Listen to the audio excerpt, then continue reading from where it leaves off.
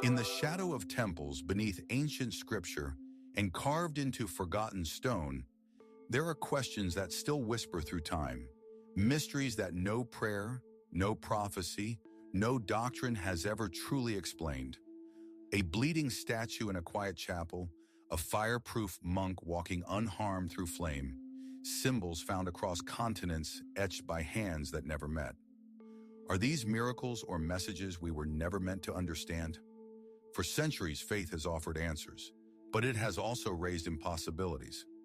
Why do sacred texts contain numbers that align with astronomical events? How can relics appear where history says they should not exist? And what truly happened during the moments the heavens were said to open? Tonight, we won't seek belief. We will seek the unknown, the unexplained, the sacred puzzles left behind by prophets, pilgrims, and time itself. So sit back, relax, and let's dive deep into the world of unexplained religious mysteries, where the line between divine and impossible begins to blur. The Shroud of Turin. In a dimly lit cathedral in Turin, Italy, behind layers of bulletproof glass and guarded by silence, lies a relic that has stirred hearts, minds, and debates for centuries. It is long, linen, and pale, measuring over 14 feet in length. Faint, almost ghostly, the image of a man is pressed into its fibers. His body bears marks of torment, scourge wounds across the back, blood from a crown of thorns, and the stain of nails driven through the wrists and feet. This is the Shroud of Turin, one of the most studied, most controversial, and most enigmatic religious artifacts in human history. It is not the cloth itself that captures attention, but the figure it appears to bear, a front and back imprint of a crucified man. For many, it resembles Jesus of Nazareth, and for believers, it is nothing less than a sacred photograph, an imprint left behind by the resurrection itself. But what exactly is the shroud? A medieval forgery, a miracle of divine origin, or something else entirely?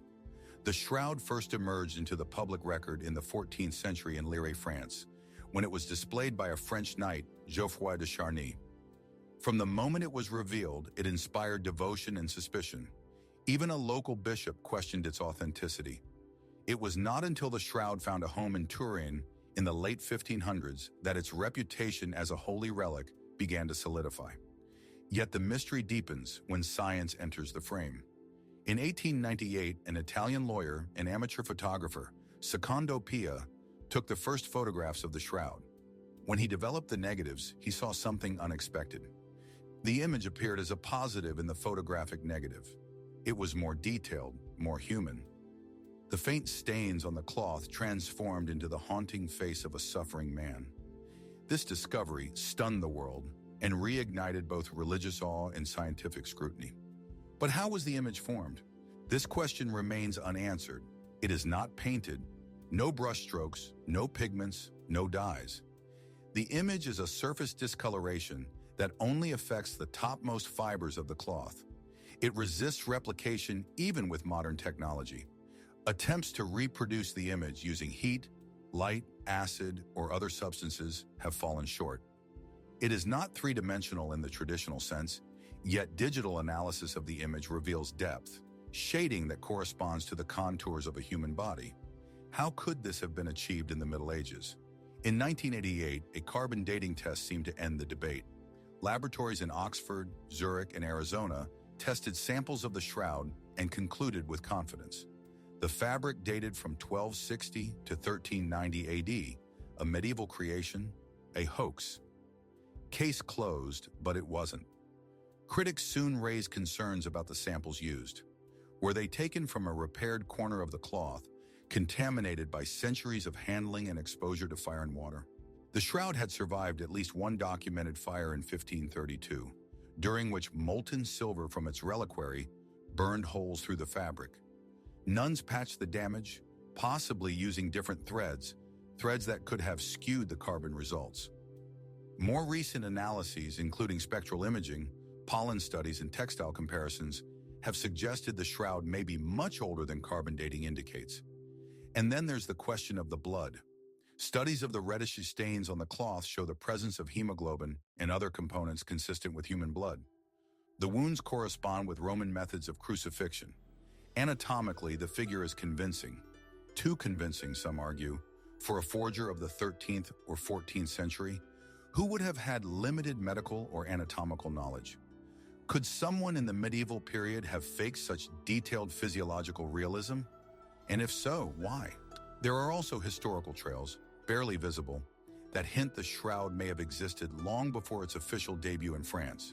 Byzantine art from as early as the 6th century shows strikingly similar depictions of Christ: long hair, elongated nose, and distinctive wounds.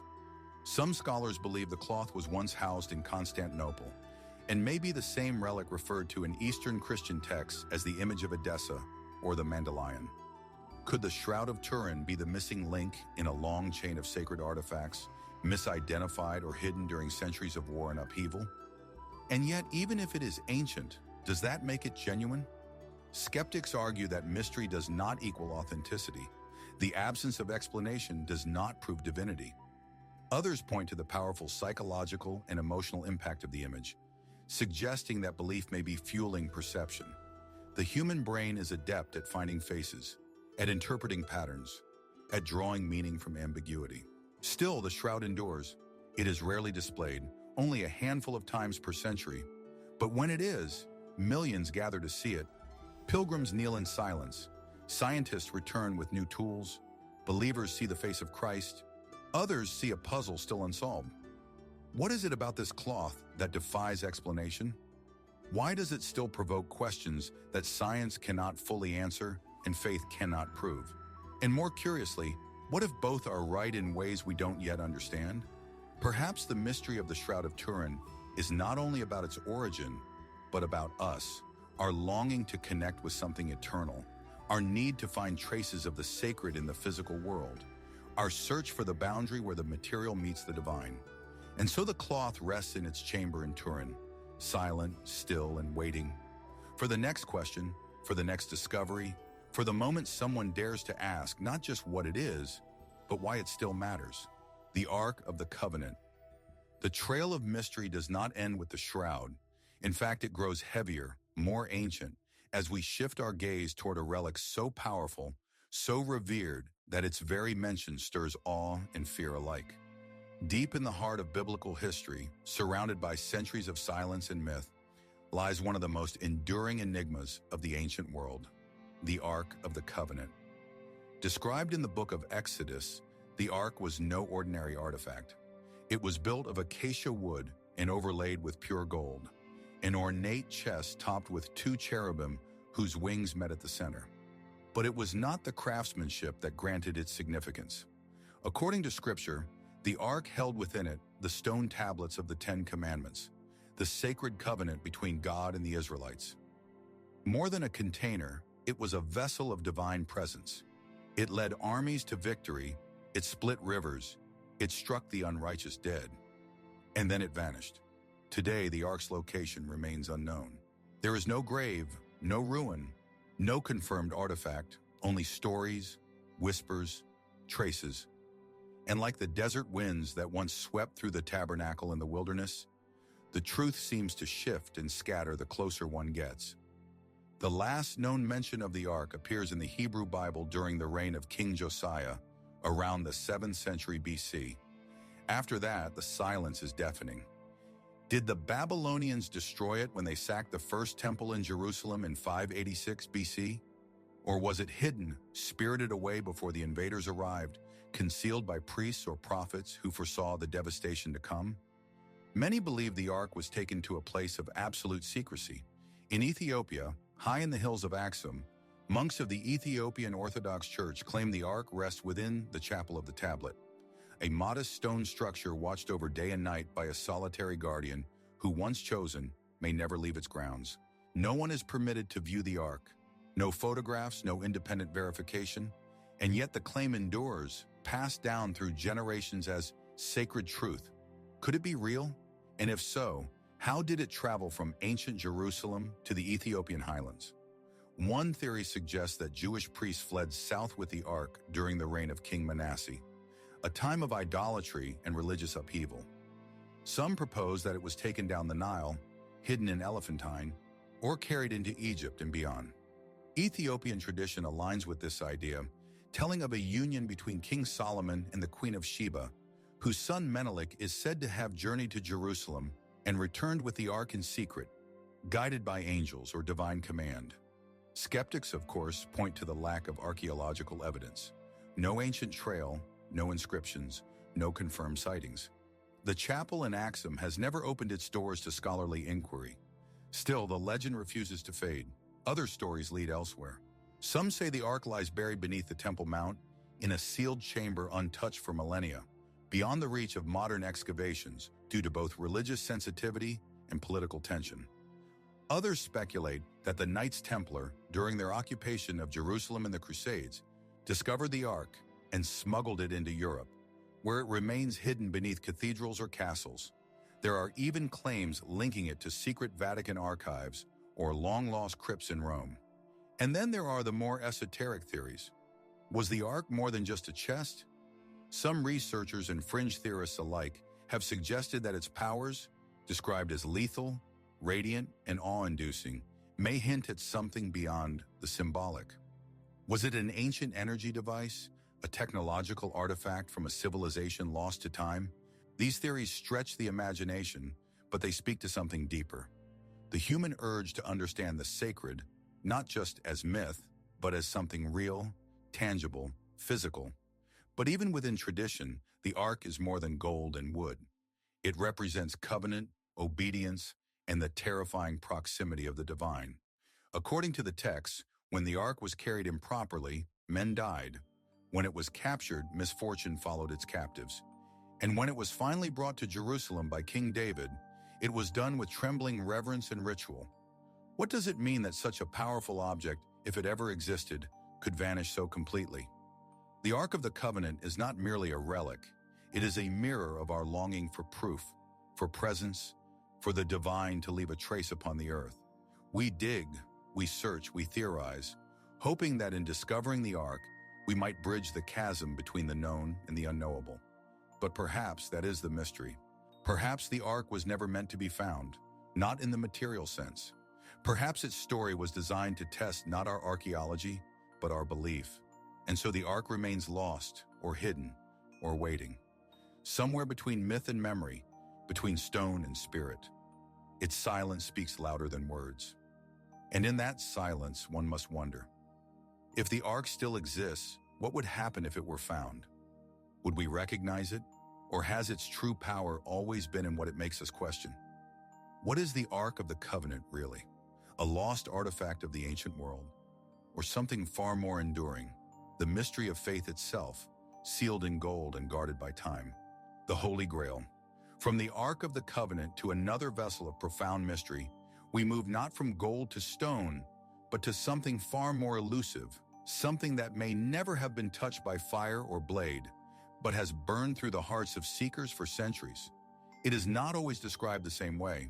It has no fixed shape, no confirmed origin, and yet across continents and centuries, the same name echoes like a sacred riddle, the Holy Grail.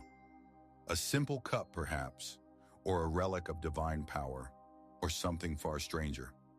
Legends speak of a vessel used by Jesus at the Last Supper, a chalice passed from hand to trembling hand, filled with wine and heavy with meaning.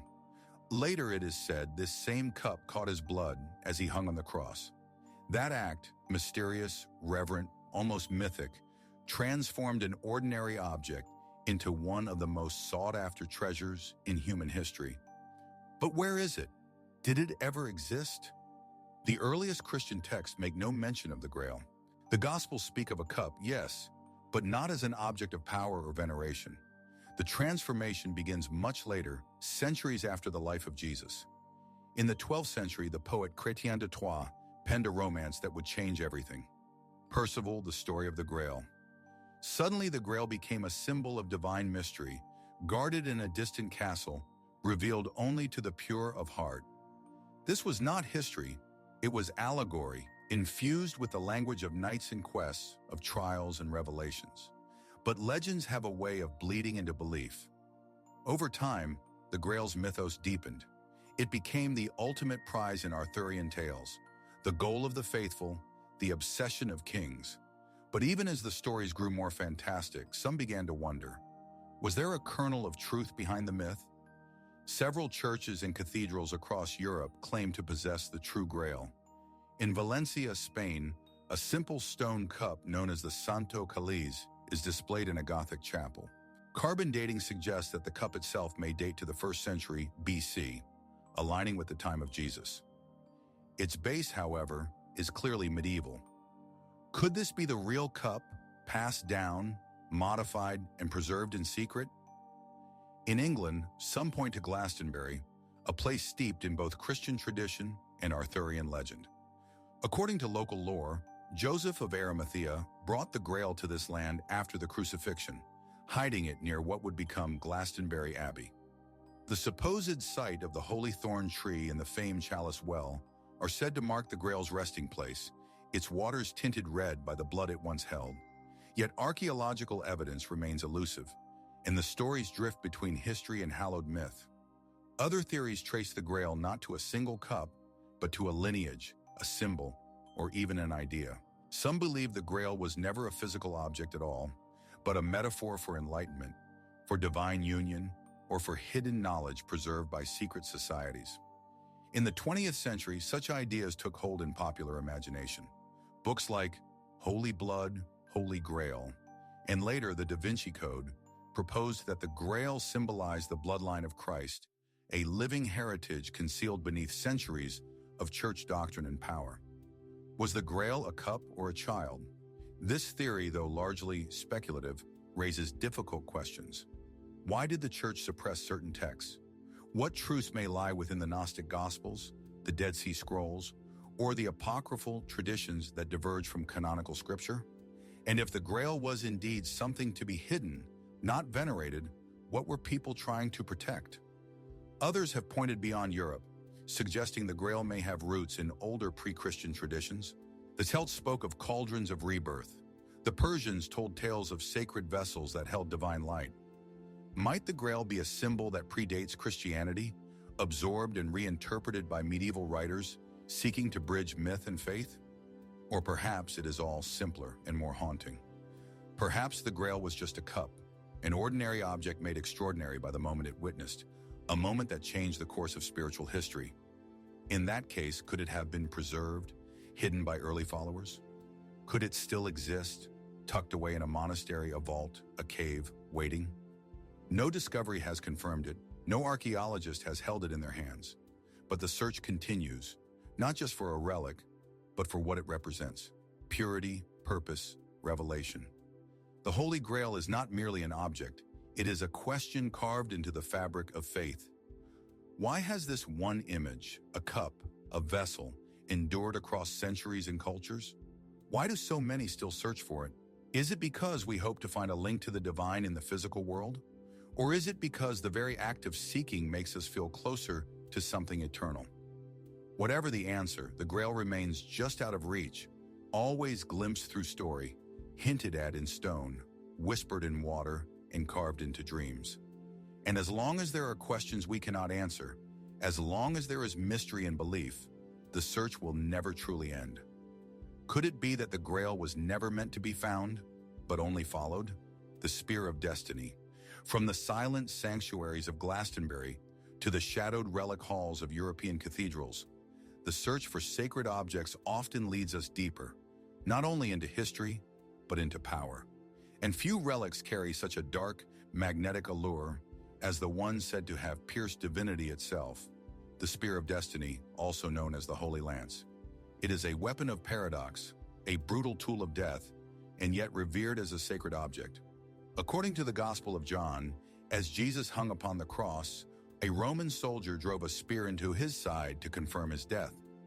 Blood and water flowed from the wound, and the crucifixion, it seemed, was complete. The soldier is named in later tradition as Longinus, and from this moment, both violent and prophetic, emerged a legend that would echo through empires. But what became of the spear? The relic claimed to be the true Holy Lance now lies in the Hofburg Palace in Vienna, Austria, displayed behind glass set in iron and gold. To the unknowing eye, it appears unremarkable, weathered metal centuries old. Yet for hundreds of years, this spear has been guarded, studied, and feared. Emperors knelt before it, conquerors sought it, and some believed that whoever held it would shape the fate of the world. The idea that the Spear of Destiny grants divine authority, victory in battle, dominion over nations did not arise in isolation. It was said to have been in the possession of Constantine the Great, the first Christian emperor of Rome. With it, he won the Battle of the Milvian Bridge in 312 AD and began his transformation of the empire into a Christian power. Later, Charlemagne was said to have wielded the spear, never losing a battle while it remained in his grasp. When he died, the spear slipped from his fingers, and his empire soon began to fracture. But can an object truly shape the course of history? Or is belief in its power enough to make it real? By the Middle Ages, multiple churches claimed possession of the true lance. One emerged in Antioch during the First Crusade, found buried beneath the altar of a cathedral. Another appeared in Paris, a third in Armenia. Yet it is the spear in Vienna that has attracted the most attention and controversy. This spear, known as the Hofburg lance, first appeared in historical records in the 8th century.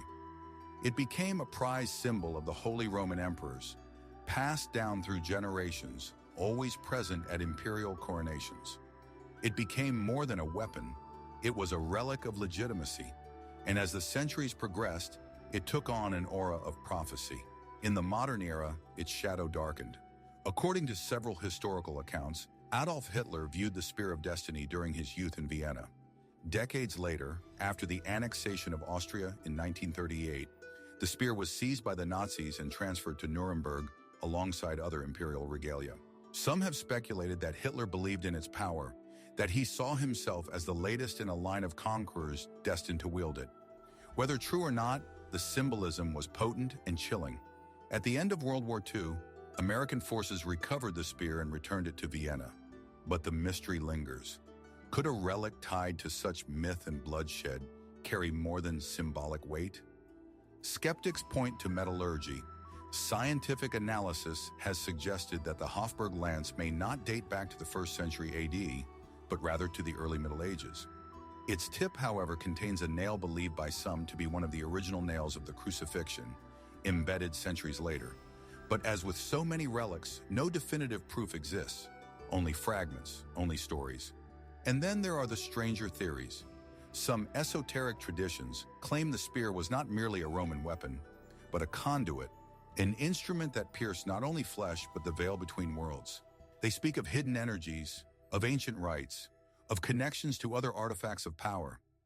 Others suggest that the spear's power lies not in metal or blood, but in its role as a symbol of the intersection between violence and holiness, between empire and sacrifice.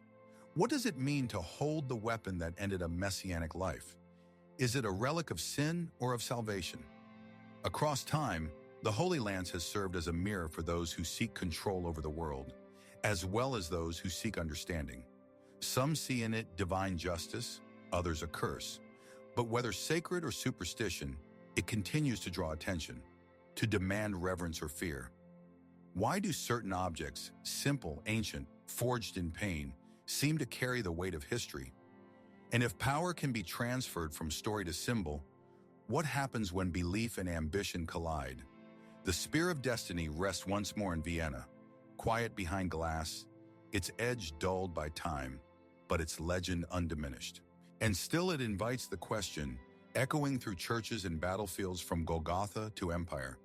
If you held it in your hand, what would you become? The missing years of Jesus.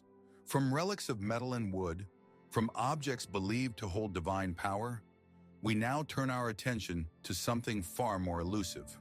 Not a physical artifact, but an absence. A silence in the historical record so profound, so unsettling that it has sparked centuries of speculation. It is not about what we see, but what we don't. The missing years of Jesus of Nazareth, a mystery not etched in stone, but in the blank spaces between words. The Gospels tell the story of a miraculous birth, a brief moment in the temple at age 12, and then nothing. Nothing until he appears again around the age of 30, baptized in the Jordan River, ready to begin a ministry that would change the course of history. 18 years unaccounted for, 18 years in which the central figure of Christianity disappears from the page. Where did he go? What was he doing? And why does no one say? Some scholars argue there is nothing mysterious about this gap at all, that Jesus, like many young men of his time, lived a quiet life in Nazareth, working as a carpenter, supporting his family, waiting for the appointed time. The silence, they say, is not suspicious. It is simply the absence of drama, the space between childhood and destiny. But for others, that silence speaks louder than words. Could a life so transformative, so filled with wisdom and radical teaching, truly have emerged in isolation from a quiet village in Galilee? Or might those years have taken him far from home, across deserts, mountains, and empires, in search of knowledge that would shape his mission?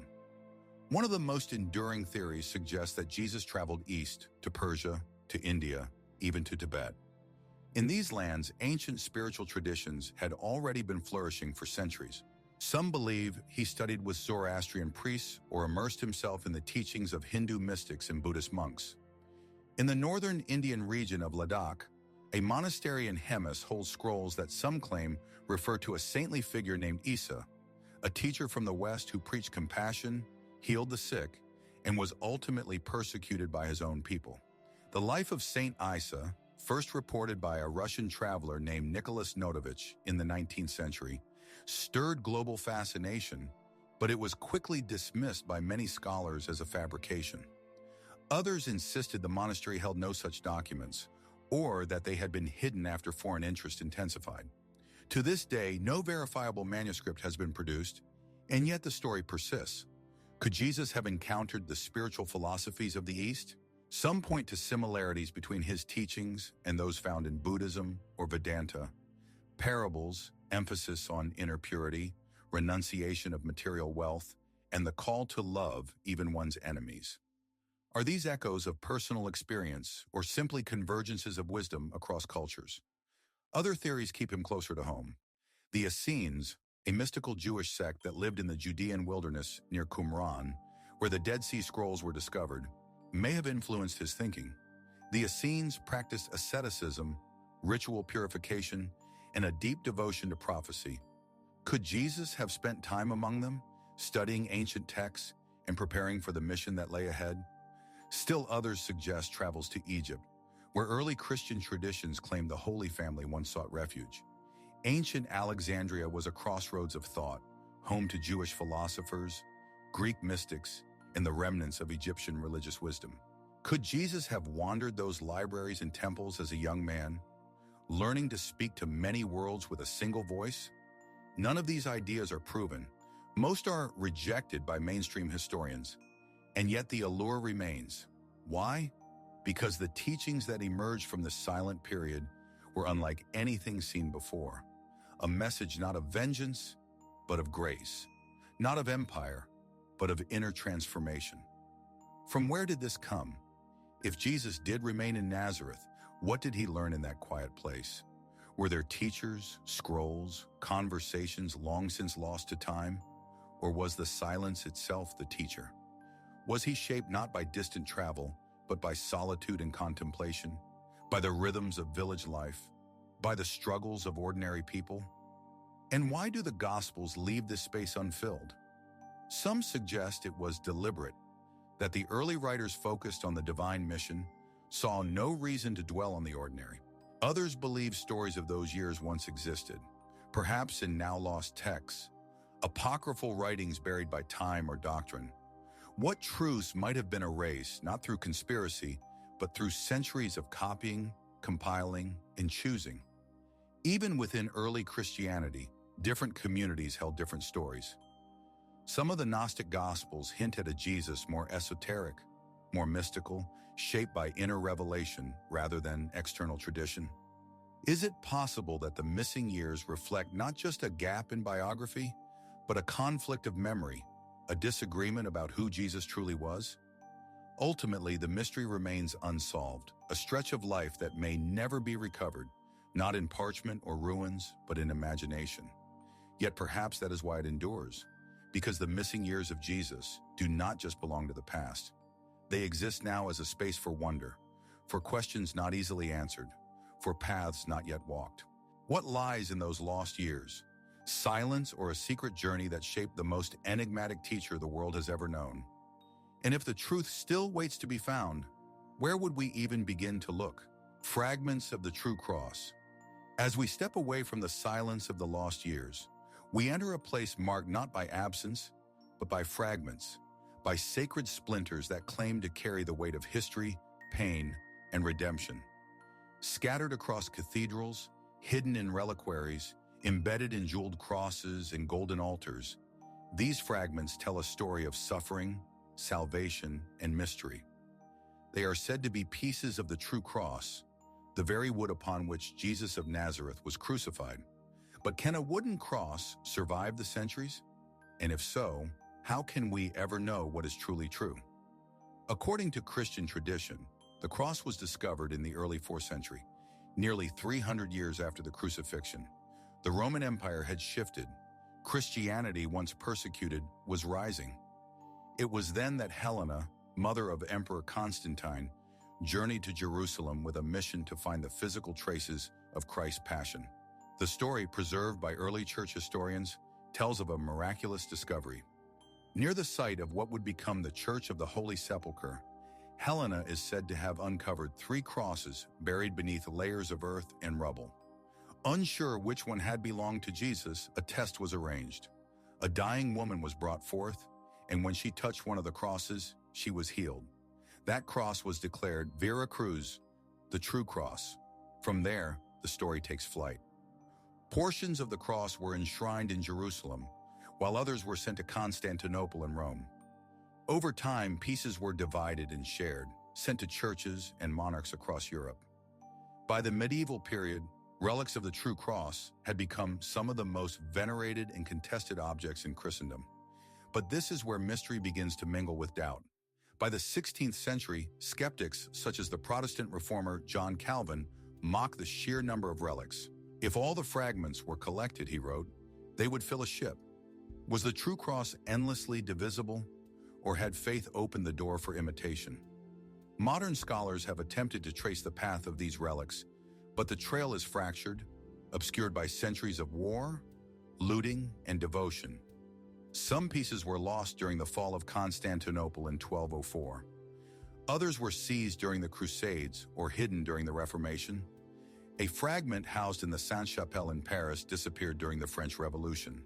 And yet others remain, tucked into reliquaries in Rome, Venice, Brussels, and even small chapels in remote villages. Could any of them be real? Scientific analysis is difficult. Most relics are considered too sacred to test. When tests are permitted, they reveal only so much: a sliver of ancient wood, a trace of resin, perhaps dating back to the right period, perhaps not. But even if a fragment is old, how do we prove it bore the weight of a crucifixion, or that it stood on Golgotha beneath a darkened sky? Some believers argue that it doesn't matter. The true cross is not just wood, it is symbol, presence, mystery. Others, more critical, wonder whether the whole story of Helena's discovery was a theological construction designed to anchor Christianity's physical presence in Jerusalem and legitimize the growing empire of faith. And yet, there are curious details. Helena's pilgrimage did occur. She did commission churches on sacred ground, and archaeological excavations beneath the Church of the Holy Sepulchre have revealed ancient Roman-era structures that align with biblical descriptions. Could there be some truth beneath the legend? Fragments of history embedded in tradition? Some even suggest that parts of the cross were hidden deliberately, sealed within walls, buried beneath altars, spirited away by secret orders during times of persecution.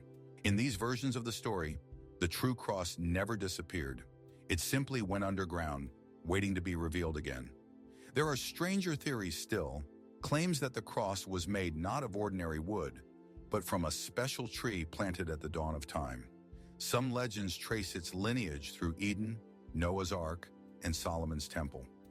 These are not historical accounts, but sacred myths, intended not to document, but to evoke wonder. And yet they remind us how deeply the idea of the cross runs, not just through theology, but through imagination. What is it about the cross that moves people to tears, to pilgrimage, to war? Perhaps it is the paradox it represents, an instrument of death transformed into a symbol of hope, a tool of empire remade as a sign of redemption. To possess even a piece of it, real or not, is to feel close to something immense, something that touched both suffering and salvation. Today, countless churches still claim to house fragments of the true cross. Some are no larger than a splinter, displayed in golden cases, kissed by pilgrims, guarded by priests. Others lie forgotten in old reliquaries, their provenance obscured by time. And in Jerusalem, the Church of the Holy Sepulchre still draws millions who walk the ancient stones where Helena is said to have knelt in search of wood. But the question lingers, suspended between history and faith. Was the cross ever truly found? Do we walk among its remnants even now? Or are we forever chasing echoes, seeking the sacred, not in what survives, but in what we hope to find? Somewhere, perhaps, a fragment lies hidden. Or perhaps the truth has already been scattered, lost to centuries, and only belief remains to hold the pieces together. And if one day the true cross were to be discovered beyond all doubt, what would we do with it? Would we revere it, divide it again, or quietly wonder whether the mystery was stronger in its absence? The Mystery of Relics. From splinters of the true cross to whispers of sacred presence, we journey now into a realm where flesh and faith meet in the most intimate way. A world of relics, not symbols carved in stone, but fragments of human beings, bones, hair, clothing, blood, the remains of those venerated as saints. In gilded reliquaries, behind thick glass, in cathedrals echoing with incense and candlelight, these fragments are displayed with solemn reverence. A finger bone enshrined in gold, a skull crowned in silver, a vial said to hold blood that liquefies on sacred days. For centuries they have drawn pilgrims across continents, seeking healing, hope, connection. But what exactly are these relics, and what do we truly know about them? The veneration of saints' relics stretches deep into Christian tradition. By the 2nd century AD, early Christians were already gathering near the graves of martyrs, believing that their bodies held spiritual power. These were not just memorials. They were seen as conduits between heaven and earth, charged with divine presence. Over time, the practice evolved. Relics were no longer confined to tombs. They were moved, shared, distributed. Churches were built atop burial sites, altars placed directly over bones. By the Middle Ages, nearly every cathedral in Europe claimed at least one sacred relic. Some possessed dozens, even hundreds. The body of a saint was no longer just a body. It became a sacred map, a source of miracles and at times a cause for dispute. But mystery has always clung to these remains. Consider the relic of Saint Catherine of Siena, her incorrupt head kept in Siena, her foot in Venice, and her body in Rome. Or the many churches that claim to hold the bones of Saint John the Baptist, some his arm, some his skull, others fragments with no clear origin. And then there are the more curious claims. The tongue of Saint Anthony said to have remained pink and supple centuries after death. The heart of Saint Vincent de Paul, still preserved behind glass. The blood of Saint Januarius in Naples, which turns from solid to liquid multiple times a year, defying explanation despite scientific scrutiny. Are these miracles natural phenomena or something in between? Modern science has tried to test these relics. Carbon dating, DNA analysis, and historical cross-referencing have been used to examine authenticity. In many cases, results are inconclusive or problematic. Some bones date to the wrong period. Some relics have been duplicated or mislabeled over centuries of devotion, trade, and war. During the medieval period, the demand for relics was so great that forgeries became common. Bones of unknown origin were declared holy, and in some cases, multiple bodies were venerated as the same saint. And yet the stories persist, because beyond the question of authenticity lies something deeper. People come to relics not just to see, but to feel. To pray beside a skull believed to belong to St. Thomas Aquinas is to sit near history, near a life once filled with thought and sacrifice. Whether or not the relic is genuine in a forensic sense, the experience is real. The devotion is real. The atmosphere around such places is often palpably still, filled with reverence and quiet hope. But there are stranger aspects to the mystery. Some saints, according to tradition, have resisted decay entirely, the so-called incorruptibles, bodies that remain intact long after death, without embalming or preservation. Saints like Bernadette of Lourdes, whose body remains eerily preserved more than a century after her death. In some cases, science attributes this to burial conditions, natural mummification, or wax coatings applied later. In others, explanations fall short. And then there are relics said to possess active power, healing relics, curses tied to disturbed remains, stories of relics weeping oil or exuding fragrance. In Naples, thousands gather when the blood of Saint Januarius is said to liquefy. When it fails to do so, fear spreads, interpreted by some as a warning or divine disapproval. In Eastern Orthodox tradition, relics of saints are sometimes found to exude a sweet, unexplainable scent called the odor of sanctity. No chemical source is ever identified. Could these phenomena be psychological, triggered by faith, suggestion, and centuries of ritual? Or could there be something we still don't understand, some property of matter and spirit that lingers beyond death? Relics have also been used as instruments of power. In medieval Europe, possession of a saint's relic was seen as a sign of divine favor. Cities competed for them. Wars were fought over them. The bones of saints were seen not only as holy, but as strategic, believed to protect cities from plague, invasion, or drought. When relics were stolen, an act euphemistically called holy theft, it was often justified by visions or dreams said to be sent from the saints themselves. But even now in a secular world, relics endure. They remain locked in chapels, carried in processions, kept in small silver lockets worn by the faithful. They continue to inspire pilgrimages, prayers, and mystery. In some parts of the world, new relics are being created. Clothing touched to a saint's tomb, hair saved from holy men and women, items said to have absorbed their presence. The tradition lives on, not as history, but as something still very much alive. And so we are left with questions. Are these remnants truly what they claim to be? Are they echoes of the sacred or mirrors of our longing? In a world where science dissects and categorizes, why do we still kneel before bone and cloth? What is it we seek? Healing, proof, a touch of the eternal. Perhaps the power of relics lies not in what they are, but in what they mean. Perhaps their mystery endures because they invite us to believe that sanctity is not lost in time, that something of the sacred remains even after death. And perhaps somewhere in a dusty reliquary, behind an altar few now visit, a forgotten fragment still waits. A piece of someone once luminous, a whisper of holiness in the silence of a bone. The incorruptible bodies, from the sacred remains of saints to something even more extraordinary, our journey now turns toward a mystery that defies the natural order of life and death. In silent chapels and behind glass coffins, across Europe and beyond, lie bodies untouched by time, faces serene, skin unbroken, limbs preserved in a state that should be impossible. These are the incorruptible bodies, men and women who died centuries ago, yet show little or no signs of decay. To the faithful, they are miracles. To science, they are anomalies. To history, they are a riddle still unresolved. Step into the dim interior of the sanctuary of St. Bernadette in Nevers, France. There, beneath a crystal coffin, rests the body of a young woman who died in 1879. St. Bernadette Soubirous, the visionary of Lourdes, appears to be peacefully sleeping. Her hands are folded, her face calm, her skin smooth.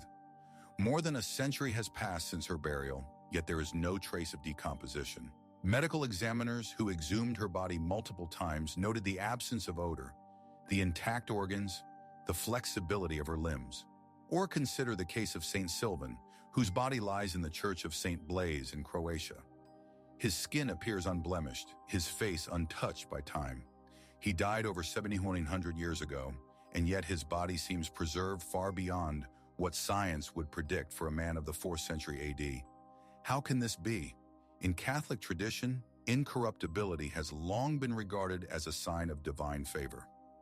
The Church does not claim that these bodies are preserved by supernatural means, but it does recognize incorruptibility as one of several signs that may support the sanctity of a person's life. Not every saint is incorrupt, and not every incorrupt body belongs to a canonized saint, but the phenomenon remains deeply embedded in the language of wonder and reverence. Historians have documented cases of incorrupt bodies for over 1,000 years. Most were discovered during exhumations, either to move a saint's remains to a more prominent location or to verify identity during beatification processes.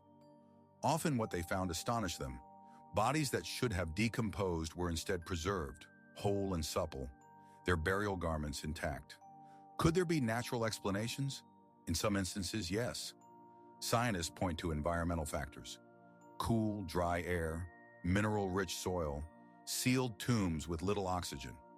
Under certain rare conditions, the body can undergo a natural process of mummification.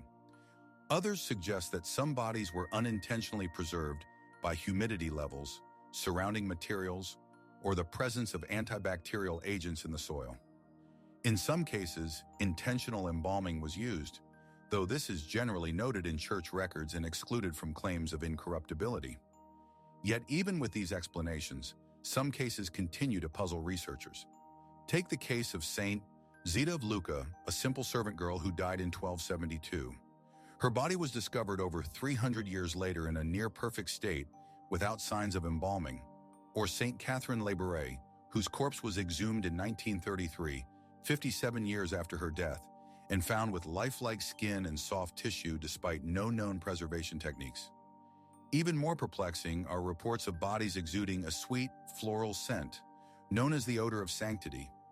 In cases where no embalming, favorable climate, or tomb conditions can account for preservation, what remains is mystery. Skeptics caution against jumping to conclusions. They note that public display of incorrupt bodies often involves restoration. Wax masks placed over faces, hands touched up with paint, garments changed. In some cases, what appears miraculous is partly the result of human care, but not always. Some bodies have been left untouched and remain in their natural state, free of chemical treatment, yet eerily preserved. What if it's not just the body that resists time, but something about the life that was lived? Many of the incorrupt are individuals who practiced extreme humility, poverty, and spiritual devotion. They were often unknown in their lifetimes, only to be venerated long after death. Could incorruptibility be symbolic, a physical echo of inner purity? Or is it possible that there are biological, even energetic phenomena we do not yet understand? Some fringe theories suggest that incorruptibility may be connected to vibrational states, prolonged meditation, altered consciousness, or alignment with natural frequencies that affect the body even after death. These ideas remain unproven, but they point to a persistent truth. We still do not fully understand what causes the body to decay, or in these rare cases, to resist decay. Perhaps that is why the incorruptibles remain so compelling. They do not shout, they do not perform signs or wonders. They simply lie still, quiet witnesses to a mystery we cannot solve. What is preserved in these bodies? Is it just flesh, or a trace of something eternal? Do these rare cases point us toward a deeper understanding of life and death, holiness and nature, spirit and matter? Or are they, like so many relics of faith, a question left deliberately unanswered, an invitation to look closer, to sit with wonder, and to imagine that perhaps even in death, the sacred leaves a mark? In the end, the incorruptibles ask nothing of us. They do not speak, but perhaps they still have something to say. The Secrets of Fatima. From the stillness of incorrupt bodies where the sacred seems to resist time itself, we move now to a field in rural Portugal, a place once quiet and unremarkable, until one spring morning in 1917, 3 children said they saw something that would echo through history, light descending from the sky. A woman, radiant, standing above the trees, and with her, messages, prophecies, warnings. This is Fatima, a small town north of Lisbon, surrounded by olive groves and open hills. Fatima became the center of one of the most mysterious religious events of the 20th century. It was here that 3 shepherd children, Lucia dos Santos, aged 10, and her cousins Francisco and Jacinta Marto, aged 9 and 7, claimed they saw the Virgin Mary, beginning on May 13, 1917. The figure appeared 6 times over the course of that year. She spoke not only of prayer and repentance, but revealed what became known as the three Secrets of Fatima, messages shrouded in mystery, later released by the church in stages, and still the subject of intense debate. What did these children see? Were they touched by the divine or caught in something deeper, stranger? Witnesses say that on the day of the final apparition, October 13, 1917, a crowd of over 70,000 people gathered. Rain had soaked the ground, the sky was gray. But then something happened. The rain stopped, the clouds parted, and the sun, according to reports, began to spin. It pulsed with unnatural color, it zigzagged, it danced across the sky. Eyewitnesses described it as falling toward the earth before returning to its place in the sky. This moment, now known as the miracle of the sun, was widely reported in Portuguese newspapers. Scientists, skeptics, and believers alike were confounded. Some suggested mass hallucination, a natural meteorological phenomenon, or retinal afterimages. Others were certain this was a sign from heaven, but if the sun's movement stunned the crowd, it was the secrets given to the children that ignited global speculation. The first secret, as later revealed by Sister Lucia in her memoirs, was a vision of hell, a place of fire and despair. The second predicted the end of World War I and the beginning of another, even worse war if humanity did not repent. It also spoke of the rise of Soviet communism and the persecution of the church. Both were revealed publicly in 1941, but the third secret that would remain hidden for nearly 6 decades, locked away by the Vatican, feeding decades of curiosity and conspiracy. What had the Virgin told a 10-year-old girl that was so sensitive it could not be released to the world? For years, speculation swirled. Some believed the third secret predicted a global apocalypse, nuclear war, the fall of the papacy, the collapse of the church itself. Others suggested it spoke of betrayal from within, or a great deception at the heart of modern faith.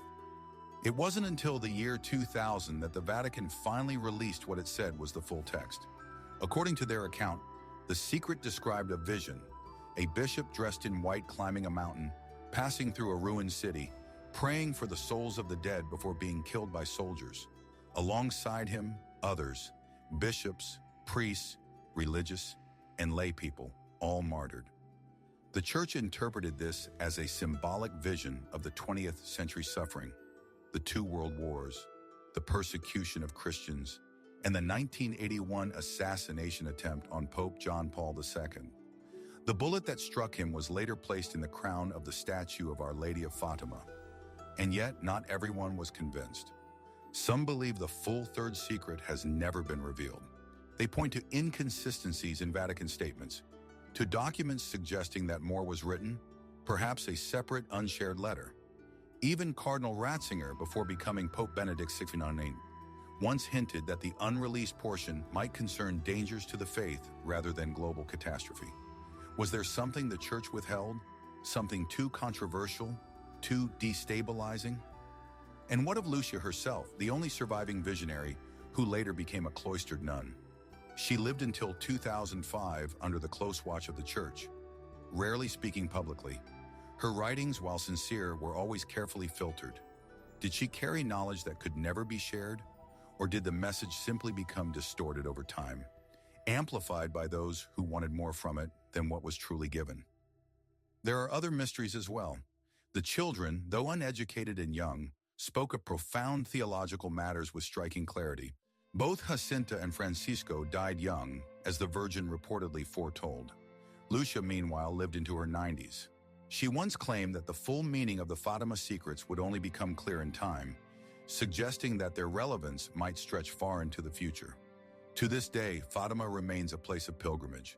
Millions travel there each year, praying in the chapel of the apparitions, lighting candles, walking the same path the children once did. Some come seeking healing, others answers. But the mystery of Fatima is not just about the past. It continues to speak to the modern world, about the possibility of vision, of message, of something beyond the visible, about the delicate balance between revelation and secrecy. Did 3 children truly receive a warning from heaven? Was the miracle of the sun a sign of divine intervention or mass wonder? And if part of the message remains hidden, what could be so powerful, so urgent, that it had to be sealed away? Perhaps the real mystery is not what was said, but what it continues to inspire. A quiet field in Portugal, transformed by light and silence, still asking a question that has no easy answer. What does it mean when heaven speaks? The miracle of the sun. Just beyond the rolling hills of Fatima, where the olive trees lean in quiet prayer and the air still seems to remember what happened there, lies the Cova de Iria, a field once quiet, now sacred. It was here, on October 13, 1917, that a crowd of tens of thousands gathered under dark, rain-filled skies. They had come in faith, in fear, and in wonder, drawn by three shepherd children who said the Virgin Mary had promised a miracle. What they witnessed would echo through the world, ripple through time, and stir questions that remain unanswered to this day. It became known as the miracle of the sun. Eyewitness accounts vary in detail, but share a haunting similarity. As the rain ceased and the clouds gave way, the sun appeared to burst free from the sky. It spun rapidly, casting waves of color across the landscape. Yellow, blue, violet. It shuddered. It pulsed. Then, in a motion that defied every law of nature, it seemed to lurch from the sky, falling toward the earth in a zigzag motion before returning to its place. Some collapsed in fear, others wept in joy.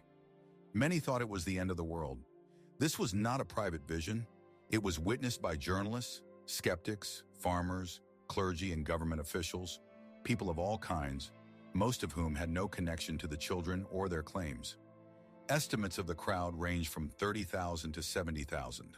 Portuguese newspapers, including O Século, reported the event widely. Even those who came to mock left stunned. But what exactly did they see? The church would later declare it a genuine miracle, a confirmation of the apparitions of Our Lady of Fatima. Pilgrims came by the millions in the years that followed. A basilica was built. The children were canonized. And yet the event itself, raw, visual, and public, has continued to resist easy explanation. Could it have been a natural phenomenon? Some scientists have suggested a rare atmospheric event called a parhelion, or sundog, caused by light refracting through ice crystals in the upper atmosphere. Others point to the psychological effect of staring at the sun, which can produce visual distortions, retinal burns, and even hallucinations. But many witnesses described looking away and still seeing the phenomenon reflected across the landscape. And multiple photographers on site failed to capture any distortion on film, suggesting it was not purely optical or internal to the eye. What about mass hysteria? Skeptics argue that anticipation, emotion, and suggestion could have created a kind of shared illusion. After all, the crowd came expecting a miracle. The atmosphere was charged with hope, fear, and spiritual intensity.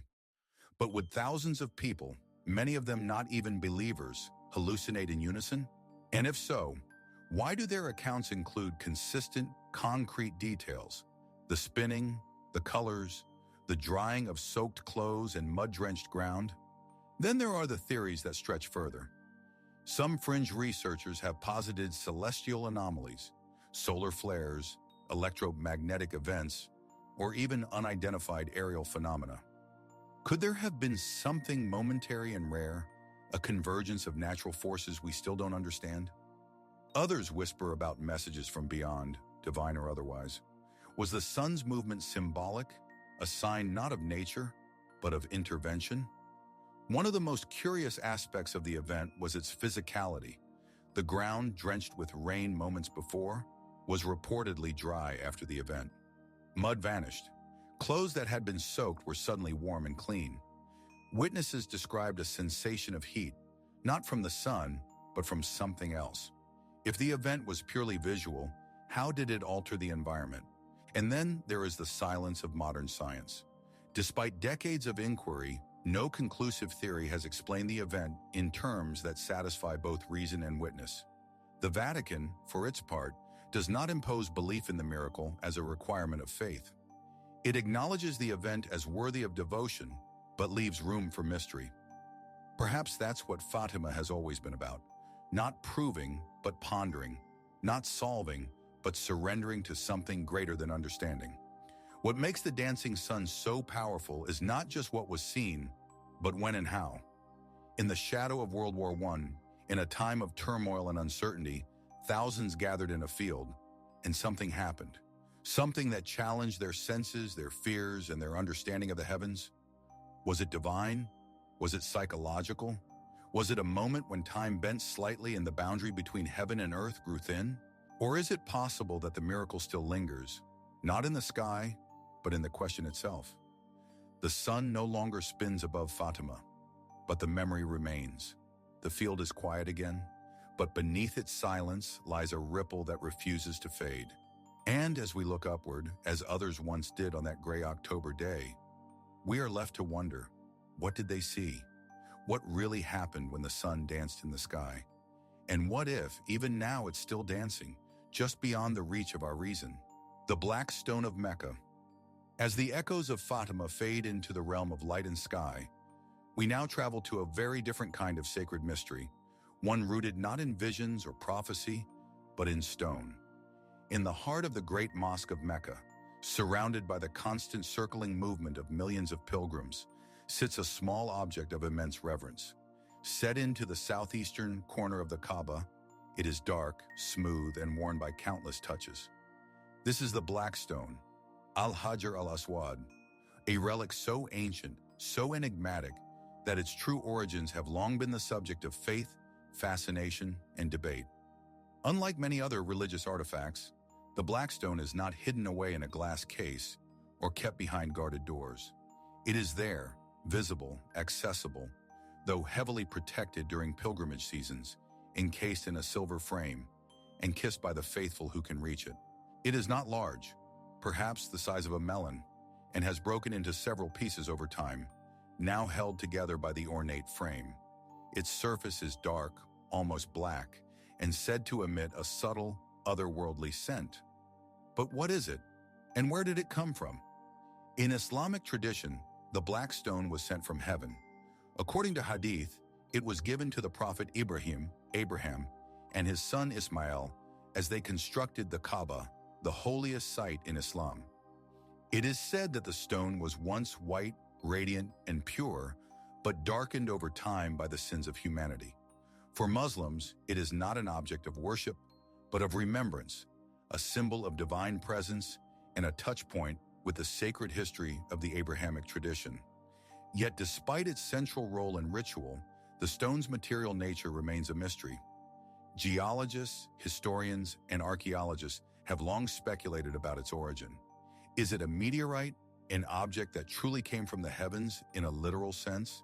Some have proposed this, citing its unusual luster, metallic ring when struck, and smooth surface. Could it be a form of glass created by a lightning strike or volcanic activity, or a type of agate or basalt polished over centuries of contact? Scientific study is limited. The Black Stone has never been subject to full geological analysis. Its location inside the Kaaba places it in one of the most protected and revered spaces on Earth. For believers, the question of its composition may even feel irrelevant. Its power is not in what it is, but in what it represents. Still, the theories persist. Some accounts from travelers and historians over the centuries describe the stone as warm to the touch, with a texture unlike any known material. Others say it has changed in appearance over time, from bright to dark, from whole to fractured. Was it damaged during times of conflict, or has it always been fragmentary, a relic carried across ages and empires? There is also the matter of its survival. The Kaaba has been rebuilt multiple times by the Quraysh tribe before the time of the Prophet Muhammad, and several times afterward due to flooding, fires, and conflict. The Black Stone, however, has remained. Moved, yes, but preserved. During one such rebuilding before Islam, the tribes of Mecca nearly came to blows over who would place the stone in its sacred position. It was the young Muhammad who resolved the dispute, placing the stone on a cloth and inviting the tribal leaders to lift it together. He then guided it into place himself. This moment, peaceful, symbolic, cemented the stone's place not only in the structure of the Kaaba, but in the very spirit of Islam, a symbol of unity. And yet, even within this unity, questions linger. Some fringe theories go further. They suggest the Black Stone may be a relic from a long-lost civilization, perhaps one that predated recorded history in the Arabian Peninsula. Others speculate it could be connected to celestial events, an ancient marker for astronomical alignments or a signpost used by ancient star-worshipping cultures long before the rise of monotheism in the region. These ideas are not supported by Islamic tradition, but they speak to the larger human impulse to search for meaning in what endures. There are even tales, largely apocryphal, of those who attempted to steal or damage the stone. In the 10th century, a radical group known as the Karmatians looted Mecca and took the Black Stone, carrying it to their stronghold in eastern Arabia. It was gone for over 20 years before it was returned. Some claim the stone now in Mecca is not the original. Others believe it was broken during that time and reassembled. But once again, history is silent where speculation grows. Could a single object truly carry such weight across so many centuries? Could stone hold memory, not only of human touch, but of something more? In the end, the Black Stone remains both utterly real and profoundly mysterious. It is there, visible to all, touched by millions. Yet what lies at its core, its origin, its composition, its secret history, remains hidden, wrapped in faith and reverence. What if it truly did come from beyond this world, not as a metaphor, but as a fact? What if its darkness does not only reflect the sins of humanity, but the unknowable depths of time? Or what if the Black Stone is something even simpler? A piece of earth that, through devotion, became more than stone? It still rests in the corner of the Kaaba, timeless, unmoved, waiting. And as the pilgrims circle around it, year after year, it continues to ask the same silent question. What do we see when we look into the heart of something sacred? The Isra and Miraj. From the ancient stone set in the wall of the Kaaba, a silent witness to centuries of devotion, we now move to a mystery that lifts us from earth into the realm of the heavens. It is a journey spoken of with awe and reverence, woven into the fabric of Islamic belief, not merely as legend, but as a moment where the veil between the physical and the divine was drawn back. This is the Isra and Miraj, the night journey of the Prophet Muhammad. It begins in the stillness of the night in Mecca. According to Islamic tradition, the Prophet Muhammad was resting near the Kaaba when he was awakened by the angel Gabriel, who presented him with a mysterious steed called Al-Buraq, described as dazzling white, swift as lightning, and larger than a mule but smaller than a horse. This celestial creature would carry the Prophet on the first leg of an extraordinary journey. The Isra, or journey, took him from Mecca to the farthest mosque, Al-Masjid al-Aqsa, in Jerusalem. Today, that mosque is believed to be located on the Temple Mount near the Golden Dome of the Rock. It is one of the holiest places in Islam. Standing on that plateau, surrounded by the ancient stones of prophets long past, one can almost feel the quiet echo of something beyond time. According to tradition, upon arriving in Jerusalem, Muhammad led a congregation of earlier prophets in prayer, among them Abraham, Moses, and Jesus. It was a moment of unity across ages, a symbol of continuity rather than division. But this was only the beginning. From that sacred place, the journey turned upward. This was the Miraj, the ascension. Accompanied once more by Gabriel, the prophet is said to have ascended through the seven heavens, encountering prophets and angelic hosts along the way. In the first heaven, he met Adam. In the second, John the Baptist and Jesus.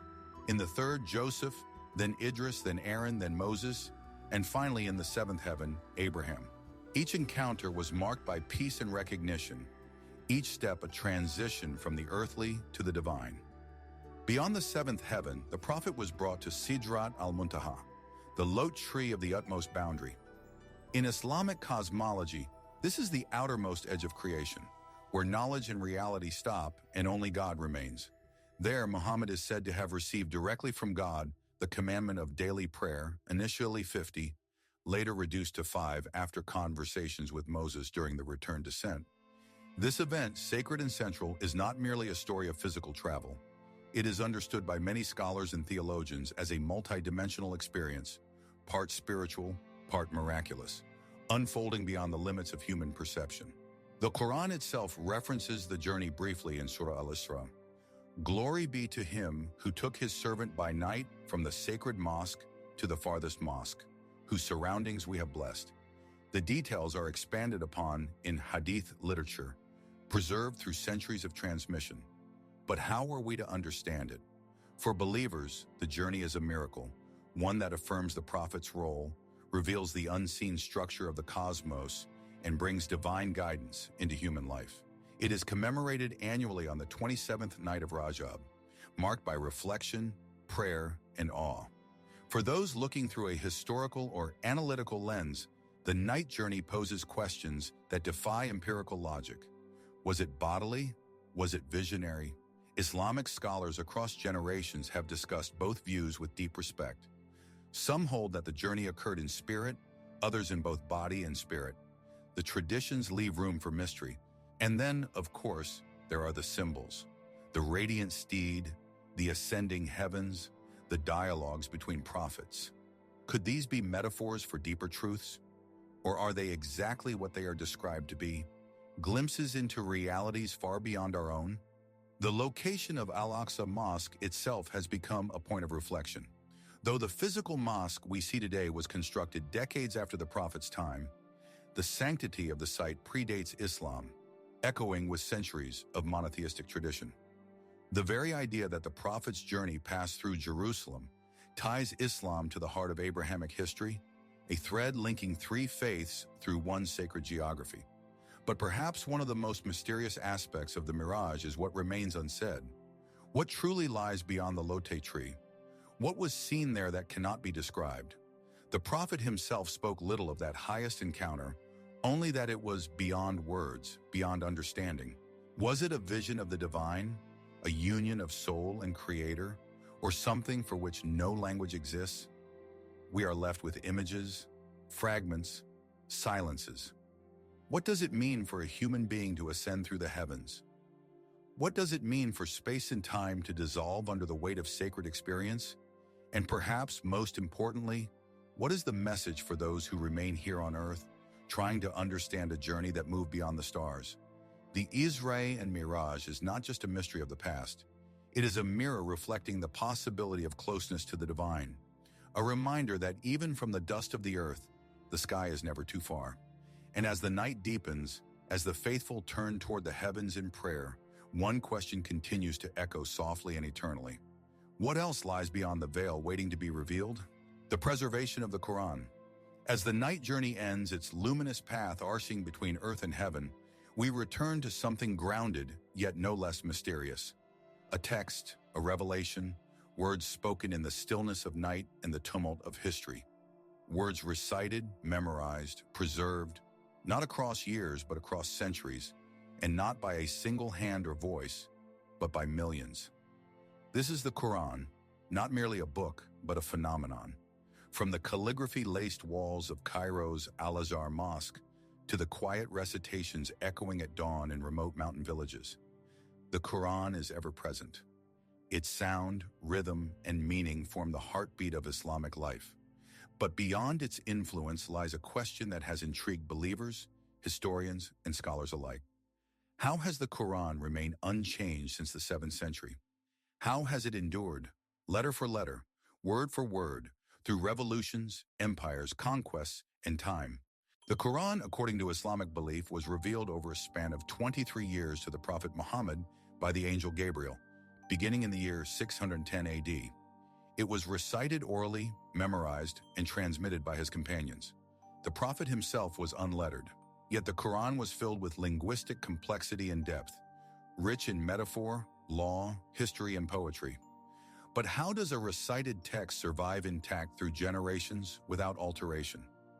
In the early years, many companions of the Prophet memorized the entire Quran, becoming hufazanun, guardians of the text. Oral preservation was not a casual practice, but a structured tradition. Verses were repeated daily, taught word for word with precise pronunciation and rhythm.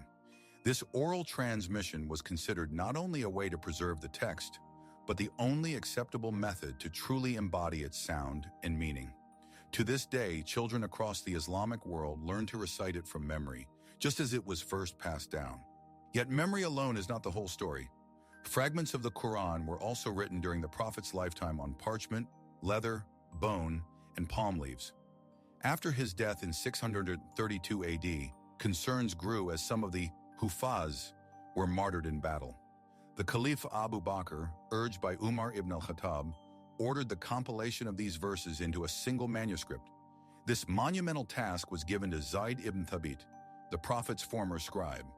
He cross-verified the verses with memorized recitations and written fragments to ensure perfect accuracy. That manuscript, known as the Mushaf, was preserved and guarded.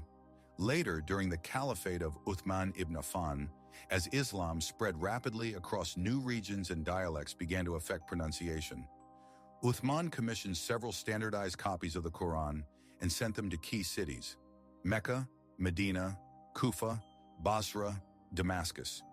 He also ordered all unofficial versions to be removed to prevent confusion. This act, though administrative in nature, would have long-lasting effects. It cemented the unity of the Quran in a single, universally accepted form, and remarkably, that form endures to this day. Every Quran recited or printed in the Arabic language matches this Uthmanic text. Whether read in Jakarta, Istanbul, Lagos, or London, the words remain the same. Not a word altered, not a verse missing. Muslims believe this is a fulfillment of the divine promise preserved in the Quran itself. Indeed, it is we who sent down the reminder, and indeed we will be its guardian. But even outside of theology, the preservation of the Quran is something few deny. Non-Muslim historians and textual scholars have studied early Quranic manuscripts with fascination.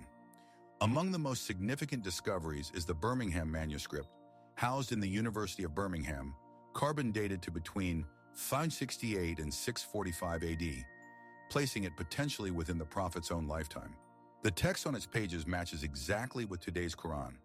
Likewise, the Topkapi manuscript in Istanbul, the Samarkand Codex, and the Sana'a manuscript in Yemen all reflect the same core text, with only minor orthographic differences, variations in spelling or script style, not in content.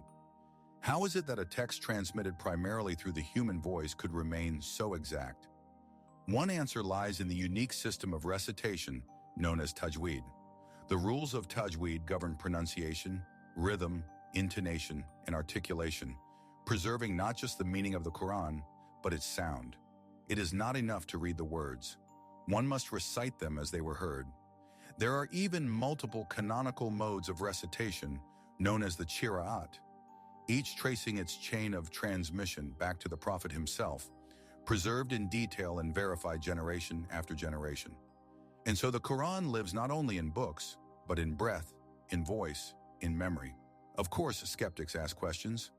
Was every early manuscript destroyed? How do we know oral transmission didn't introduce changes over time? These are fair academic inquiries, yet the evidence, even outside of religious tradition, suggests extraordinary consistency. In a world where most ancient texts exist only in fragmented copies with significant discrepancies, the Quran's preservation stands apart. Is it the result of a uniquely rigorous memorization culture, a remarkable convergence of oral and written traditions, or something more, something that lies beyond human explanation? The preservation of the Quran invites us to reconsider the relationship between memory, language, and sacredness. How could a text so expansive, so complex be passed down without corruption in a world without printing presses, without digital backups? And what does it mean that a book from the 7th century still pulses through the hearts of millions, recited word for word in early morning darkness, in whispered devotion, in grand communal prayer? Perhaps the Quran is more than a preserved text. Perhaps it is a living one. And perhaps that is the real mystery. Not just how it survived, but how it continues to speak in every generation with a voice that never fades. The signs of the hour. From the preservation of sacred words spoken and remembered with remarkable precision, we turn now to words that speak not of the past, but of the future. Words that hint at a time when the veil between the world we know and the world that awaits will fall away. A time of upheaval, signs, and final reckonings. Within the Hadith, the recorded sayings and actions of the Prophet Muhammad, there lies a body of tradition, both revered and mysterious. The Alamat al-Sa, the signs of the hour. Across deserts and cities, in the pages of ancient manuscripts, in the hearts of believers, these signs echo like warnings from another time. Some are small and subtle, others are immense. cosmic, almost apocalyptic, and together they form a vision of the world's final chapter, unlike any other. But how do we make sense of these prophecies, and are they unfolding before our eyes? Hadith contains detailed references to events that will precede the Day of Judgment. These signs are traditionally divided into two categories: minor signs, which are numerous and often gradual, and major signs, which are extraordinary and unmistakable. The minor signs describe a world slowly unraveling from within. Among them are the rise of widespread immorality, the normalization of dishonesty, leaders who betray their trust, buildings that pierce the sky, the proliferation of music and musical instruments, the increase of wealth and inequality, the spread of literacy, yet an absence of understanding. Some of these signs seem vague, poetic. Others feel hauntingly familiar in a modern world of endless skyscrapers, instant communication, and dizzying change. Did the prophet describe trends that would emerge over centuries?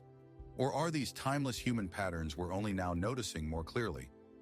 Then come the major signs, events that, according to tradition, will mark the nearness of the final hour, like thunder before a storm. Among the most well-known is the appearance of the Dajjal, a false messiah described as a great deceiver, blind in one eye, able to perform wonders and sway masses. His emergence will shake the world, drawing people toward illusion and temptation. In contrast, the return of Isa ibn Maryam, Jesus, son of Mary, is foretold. He will descend near a white minaret in Damascus, clad in robes with hands resting on the wings of angels.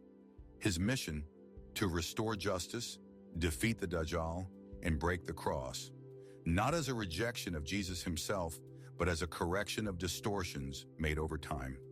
This moment, powerful, peaceful, and transcendent, forms a bridge between belief systems and ages.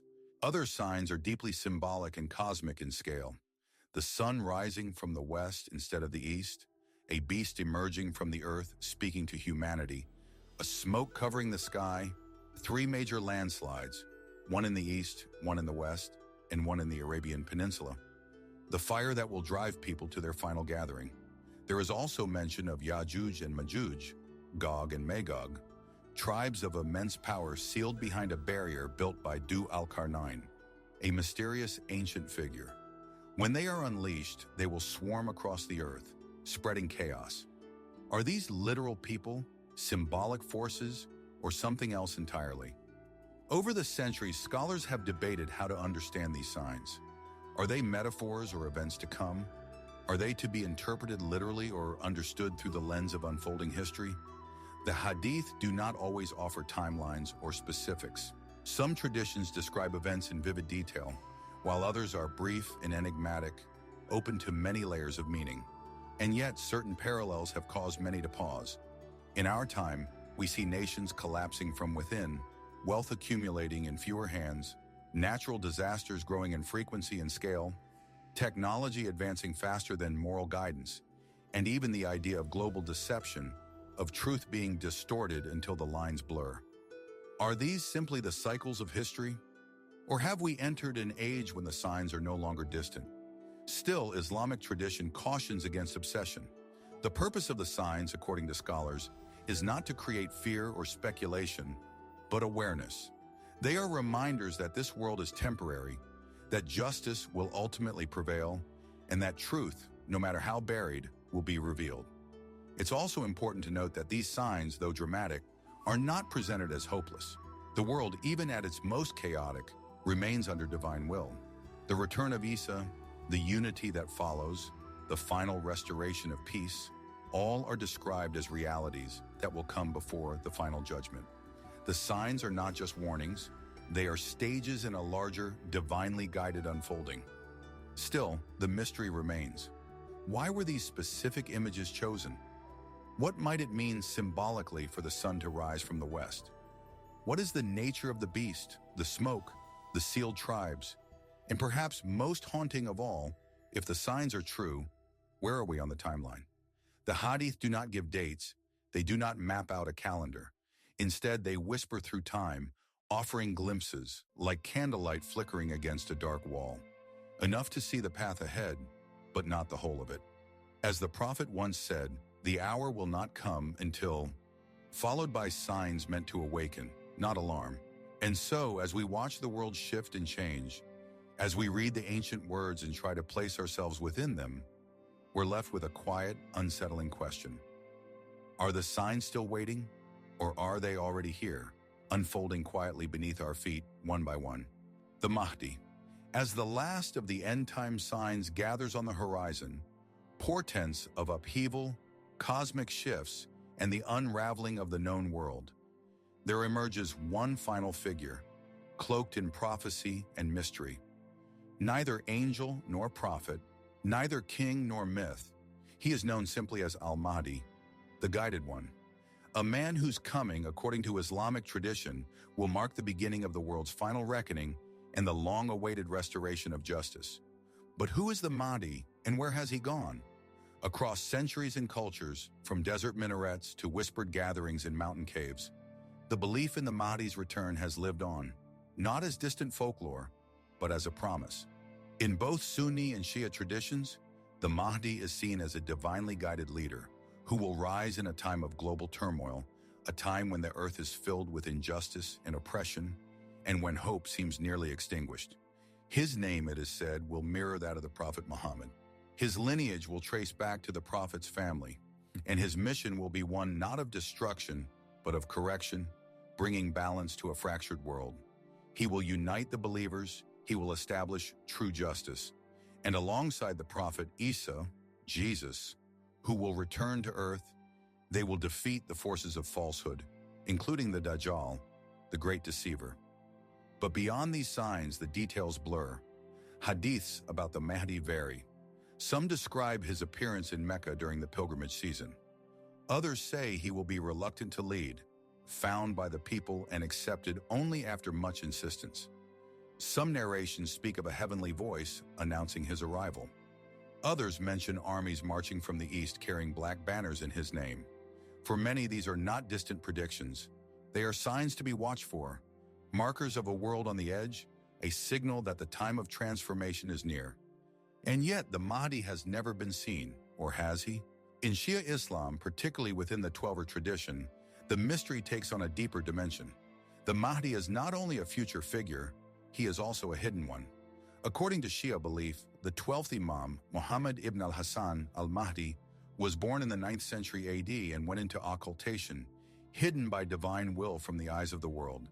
He is not dead, they believe, but living in concealment, waiting for the time when he will re-emerge. This gaiba, or occultation, has lasted for over 1,000 years.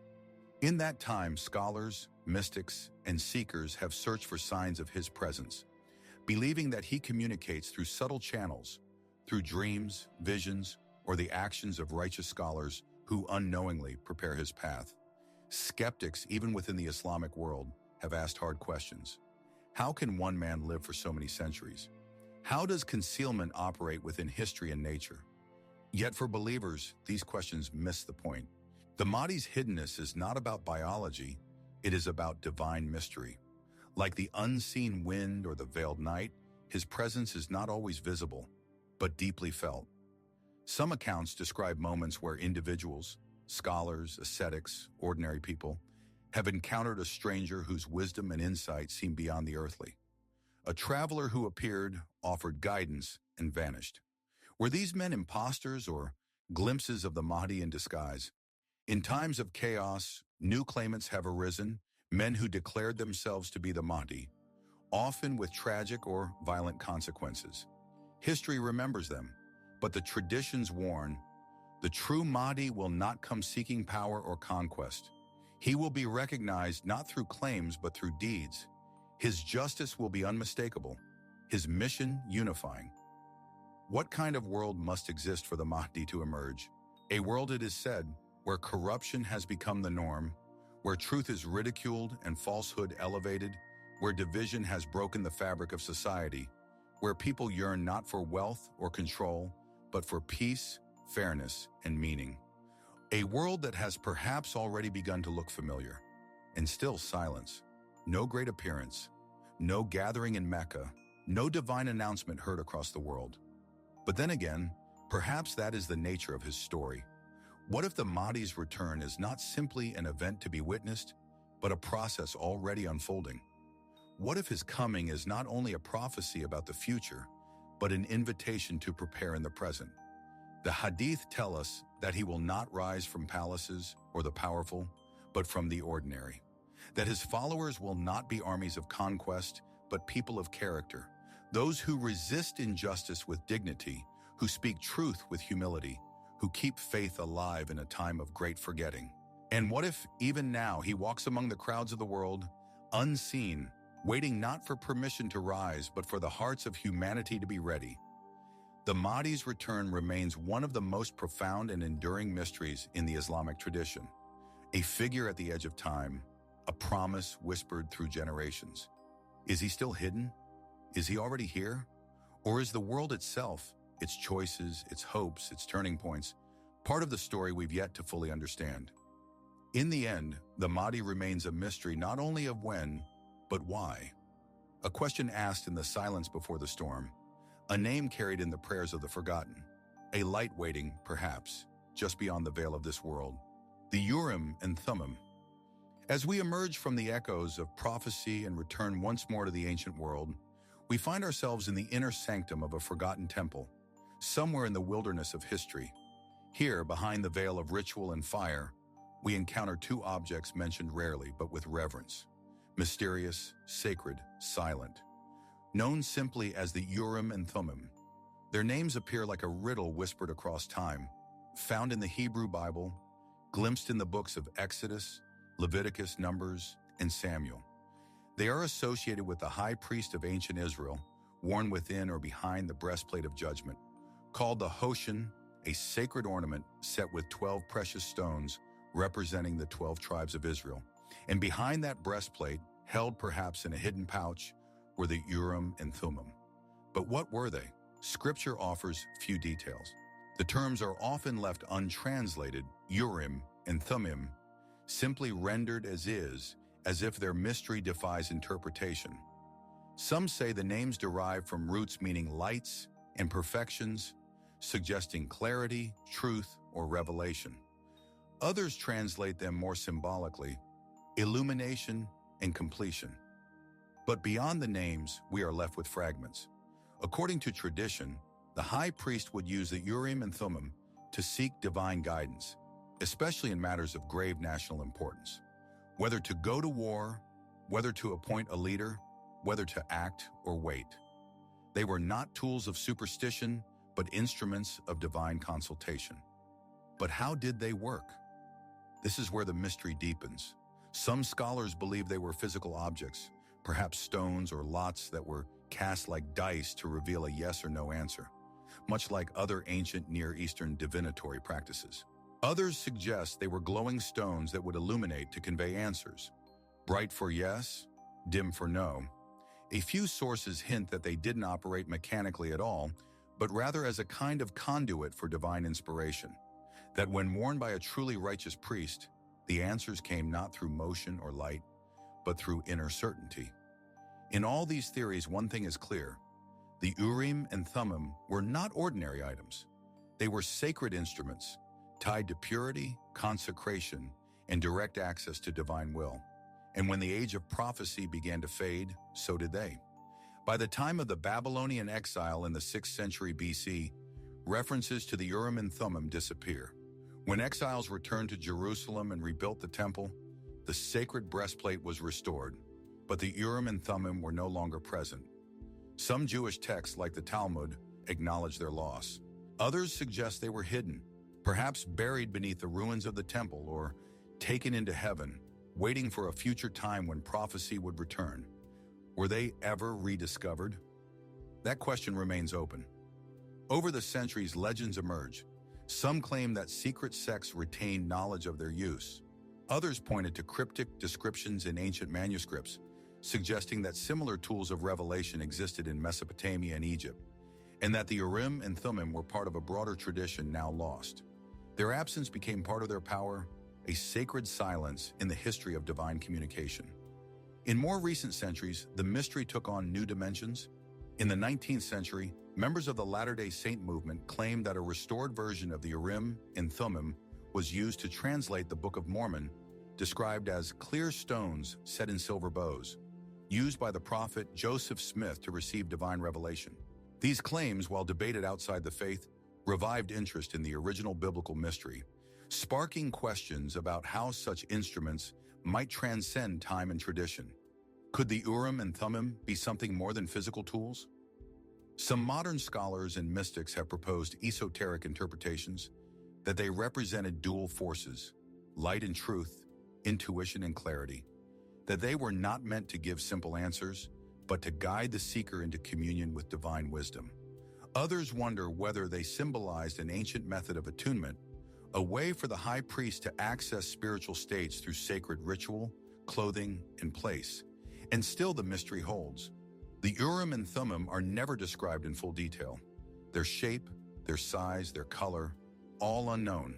Their disappearance unmarked, their legacy preserved only in name and myth.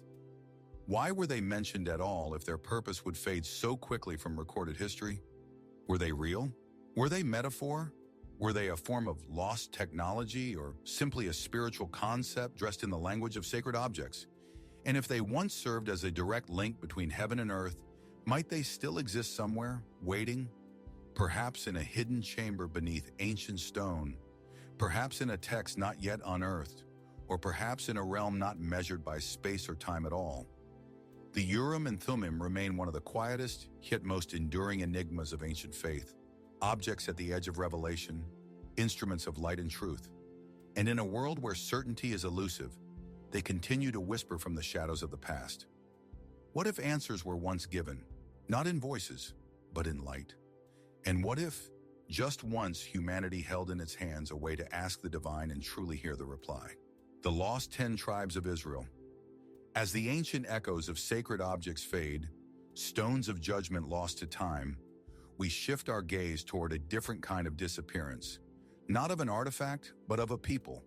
A disappearance so vast, so enduring, that it continues to stir questions across continents and centuries. It is the mystery of a vanished multitude, the lost 10 tribes of Israel. The story begins nearly 3,000 years ago in a land once divided. After the death of King Solomon, the United Kingdom of Israel split in two.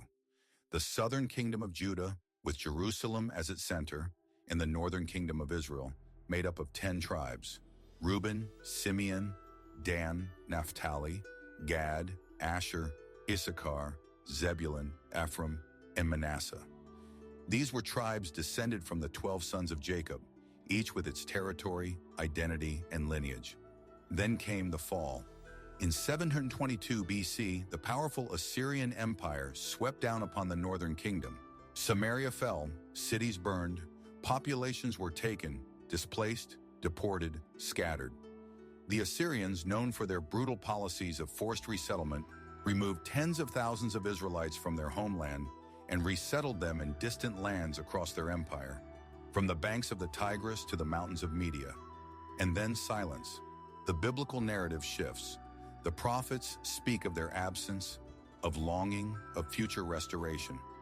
But the historical record grows quiet. The 10 tribes, once a vibrant part of the ancient Israelite nation, seem to vanish from the pages of history. No great return is recorded. No definitive trace remains. Where did they go? It is one of the oldest and most enduring enigmas in religious and historical scholarship. Over the centuries, countless theories have emerged, some grounded in anthropology, others in faith, myth, and longing.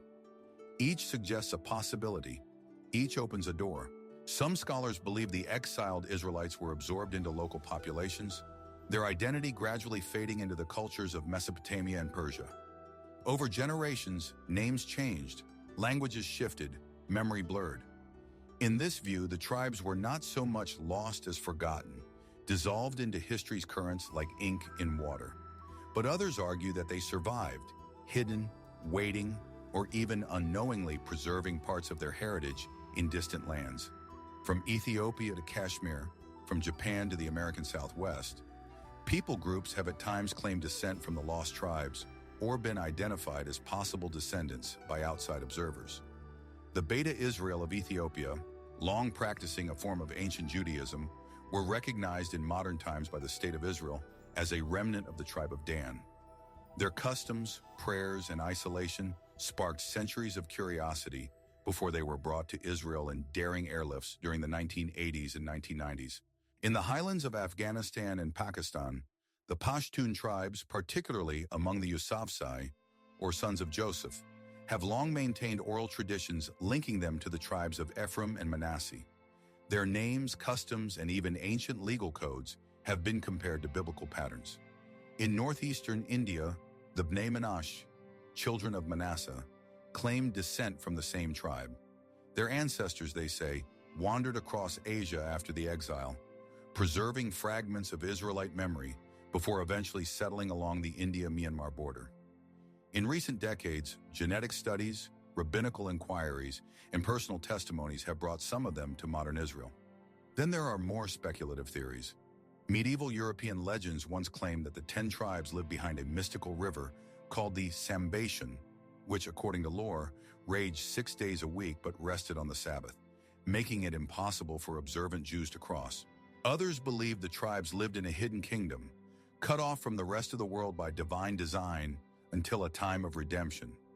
In Japan, cultural similarities and ancient myths have led some researchers to draw tenuous connections between early Japanese religious practices and Israelite rites. Though these claims remain controversial and highly debated, some Native American tribes, particularly during early European colonization, were theorized by missionaries to be descended from the lost tribes based on observed customs and physical similarities. While these theories have largely been dismissed by modern anthropology, they highlight the enduring reach of the mystery and the desire to bridge the gap between past and present. What is it about the lost tribes that continues to fascinate? Perhaps it is the sense of incompletion, the idea that a part of something sacred has been scattered but not erased, that somewhere across the deserts or mountains or jungles, the remnants of an ancient covenant still walk, waiting to be called back.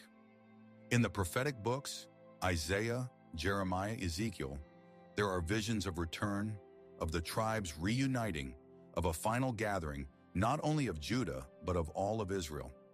These are not only theological hopes, they are rooted in the narrative of restoration, a cycle of loss, exile, and homecoming. And yet we still do not know. Were the 10 tribes truly lost or simply renamed? Were they scattered beyond recognition or preserved in ways we've yet to understand? Could fragments of their memory lie in forgotten manuscripts, buried cities, or unbroken family traditions that whisper quietly through generations? Or is their story not just about people, but about identity, about how faith and heritage endure even when history loses track? The lost tribes remain an open question, a puzzle without edges, not erased, but hidden. Not myth, but mystery. And somewhere, perhaps, the answer still waits.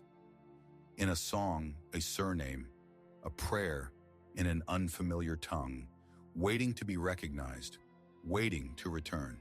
The mystery of Mount Sinai.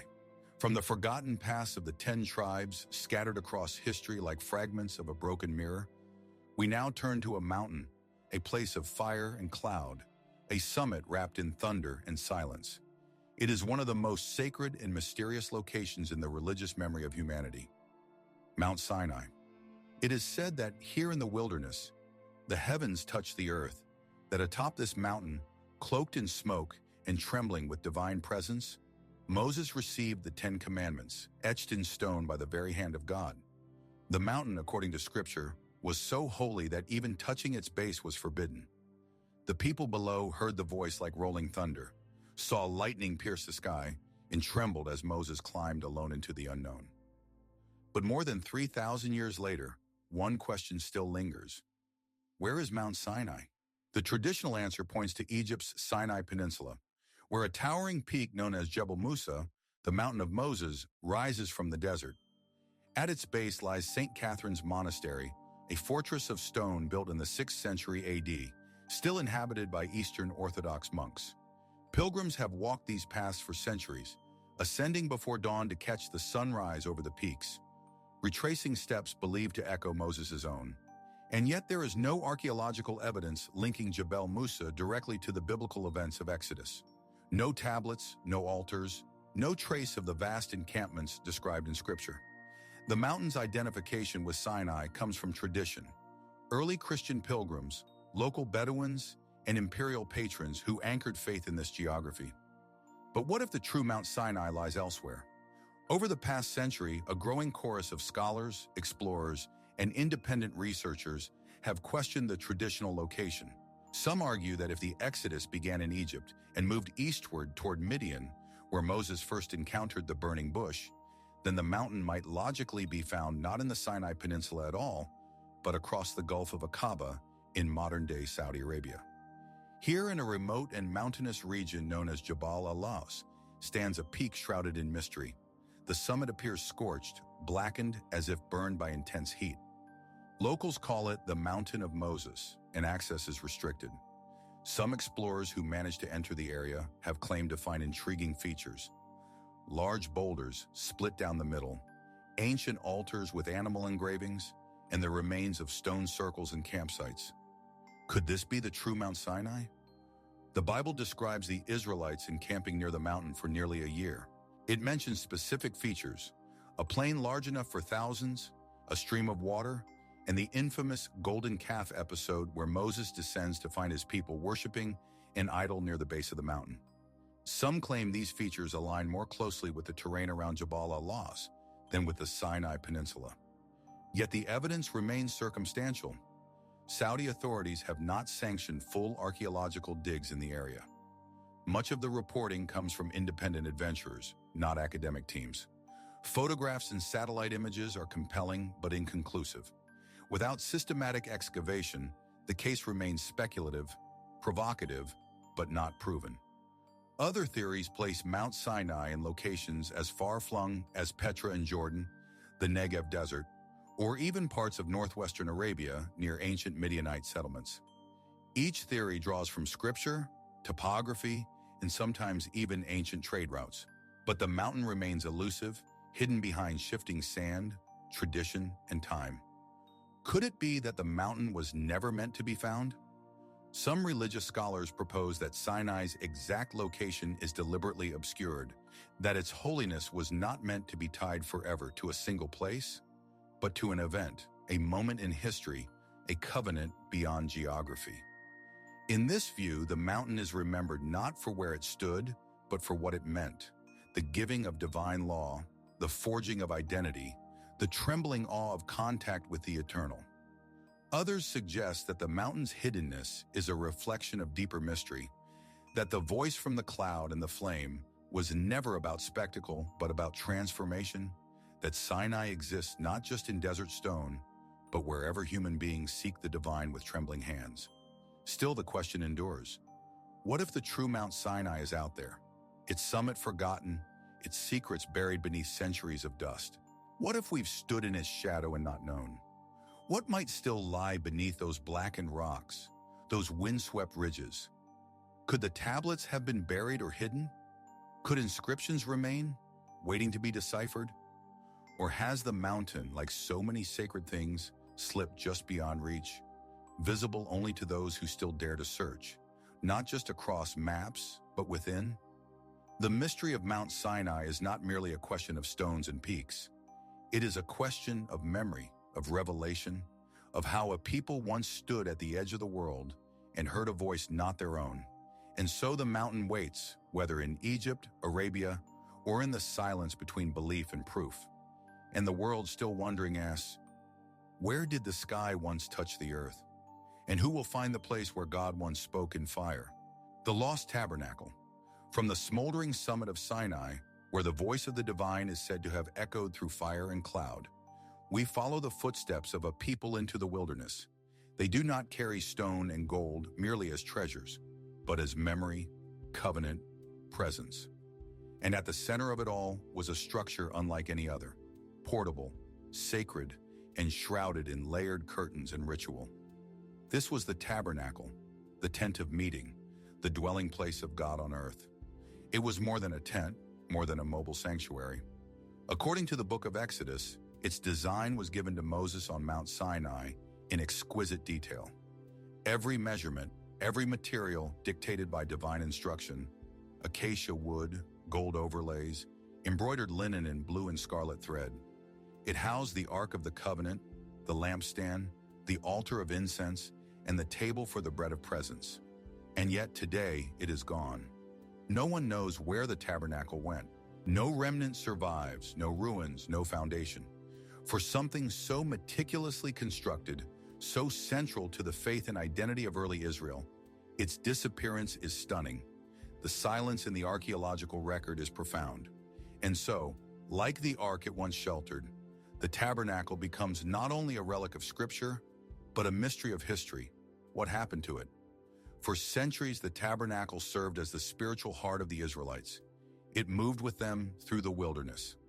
It stood at the center of their encampments as they crossed the desert and fought for the promised land.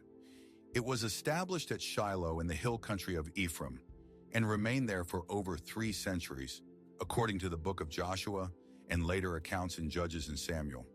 But then something shifted. During the time of the prophet Samuel, the ark was taken into battle against the Philistines and captured. Though eventually returned, it was no longer housed in the tabernacle. Meanwhile, Shiloh was destroyed, likely by the Philistines as well. The Bible does not describe the tabernacle's fate in detail after this event. It simply fades from the narrative, like a curtain quietly drawn shut. Later texts mention that the tabernacle or elements of it were moved to Nob and then to Gibeon. Priests continued to serve. Sacrifices continued to be made, but the centrality of the tabernacle had diminished. By the time Solomon built the first temple in Jerusalem, nearly 500 years after the Exodus, the tabernacle was no longer needed. Its role had passed. But what became of its materials, its sacred architecture? Could the golden clasps, the bronze bases, the fine woven veils have been dismantled, reused, hidden? Were its holy components integrated into the temple, as some rabbis have speculated, or stored in the secret beneath Jerusalem's foundations? No definitive answer has ever been found. Over the centuries, a number of theories have emerged, some grounded in archaeology, others in legend. Some believe the remains of the tabernacle lie buried beneath ancient Shiloh, where excavations have uncovered evidence of ritual worship dating back to the correct period. Large flat platforms have been found, possibly the base of a sacred structure. Pottery shards match the time frame, but no definitive proof has emerged. No beams, no coverings, no inscriptions. Others suggest the tabernacle was taken to Jerusalem after David moved the ark there, awaiting the construction of the temple. Yet there is no trace of it in the accounts of Solomon's dedication. It vanishes beneath the grandeur of stone and cedar. Still others point to Ethiopia. Some traditions, particularly within the Ethiopian Orthodox Church, claim that both the ark and its dwelling place were brought south by descendants of the Israelite priesthood, through Egypt and up the Nile. Could the tabernacle, or a version of it, have been reconstructed in Axum? Pilgrims in Ethiopia still speak of sacred chambers none may enter. Monks guard what they claim is the ark, housed in a chapel. If true, could elements of the tabernacle have survived alongside it? And then there are more symbolic theories. Some scholars believe that the tabernacle was never meant to be a permanent structure. Its disappearance was part of a larger transition from the nomadic spirituality of the desert to the centralized worship of the temple. In this view, the tabernacle's loss is not a historical problem, but a theological evolution, a fading tent giving way to stone and permanence. But still, there is an unease. How could something so holy, so central to Israelite worship, crafted to divine specification, simply vanish? If the ark was hidden, protected from invading empires, would the same not be done for the tabernacle? And if so, where could it be? Folded and buried, sealed in a chamber beneath ancient Jerusalem, or hidden in one of the many caves dotting the Judean hills? Could it lie beneath centuries of ruins, waiting to be rediscovered? Or was it dismantled, not in secrecy, but in ceremony? Its parts scattered, its purpose fulfilled, like the fading of a sacred era. Today, nothing like the tabernacle exists. No surviving fragments, no certain replicas, only descriptions in the Torah, painstaking and precise, only echoes in stone and in memory. And so the question remains, haunting and unresolved. What became of the tent that once held the presence of the divine? Is it lost forever, scattered to dust, or waiting still, hidden beyond sight, a symbol of a time when heaven once dwelled among fabric and fire, the Shem HaMephorash. As the last embroidered veils of the tabernacle fall away into memory, we shift now from the visible to the hidden, from sacred architecture to sacred utterance. Not a place, but a name. A name not spoken aloud, yet said to hold the very essence of divine power. A name whispered in the shadows of ancient texts, encoded in scripture, sought by mystics across centuries. It is called the Shem HaMephorash, the explicit name. In Jewish mystical tradition, it is the most sacred formulation of the divine name, a 72-letter name of God drawn not from imagination, but from the Hebrew Bible itself. Unlike the four-letter tetragrammaton, which is known and revered but never pronounced, the Shem HaMephorash is said to be hidden, layered beneath the surface of sacred verses, waiting to be revealed only to the initiated. But what is this name really? Where does it come from? And why has it remained so deeply shrouded in secrecy? The roots of the Shem HaMephorash trace back to the book of Exodus. In chapter 14, verses 19 to 21, as the Israelites stand trapped between the sea and Pharaoh's army, a miracle unfolds. These three verses, each containing exactly 72 Hebrew letters, describe the moment the Red Sea parts, where divine intervention pierces the natural world. According to Kabbalistic tradition, when these verses are arranged in a particular manner, forward, then backward, then forward again, and their letters aligned, they form 72 triplets, 72 combinations of three Hebrew letters, each said to represent one of the 72 aspects of divine action, power, and presence. Together they constitute the Shem HaMephorash, a name too holy for speech, too potent for casual knowledge. Mystics believe that these names were not arbitrary syllables, but keys, each unlocking a specific attribute of the divine. One triplet might govern healing, another protection, another understanding. To know the full 72-letter name was to access a hidden map of the cosmos, a latticework of divine will woven into the fabric of creation. But only a few, it is said, were ever entrusted with it. Ancient rabbinic traditions suggest that the high priest of the temple in Jerusalem knew the explicit name.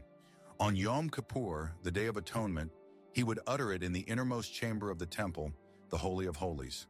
When he did, legend holds, the name would rise into the air like smoke, radiating through all levels of being. And those who heard it, if their hearts were not pure, would fall silent forever. Later traditions hint that knowledge of the name was lost after the destruction of the Second Temple in 70 AD. Others claim it was not lost, but hidden, encoded in texts passed in whispers from teacher to student, written in the margins of forbidden books, protected by layers of metaphor and symbol. Medieval Kabbalists such as Isaac Luria and Moses de Leon would explore the structure and significance of the name, linking the 72 triplets to angelic hierarchies, astrological forces, and the inner architecture of the soul. In their writings, the Shem HaMephorash is not a static name. It is a dynamic formula, alive with spiritual resonance. But where does the mystery begin, and where does it end? In later centuries, European occultists, particularly within Hermetic and esoteric Christian circles, discovered the concept of the 72 names and integrated it into magical grimoires. The names became tools of invocation, engraved in amulets, whispered in rituals. Some believed the names could summon angels. Others warned they could tear open the veil between worlds.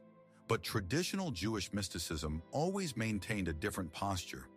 The name was not a trick, not a spell. It was sacred. To approach it was to stand on holy ground. So how do we separate fact from speculation?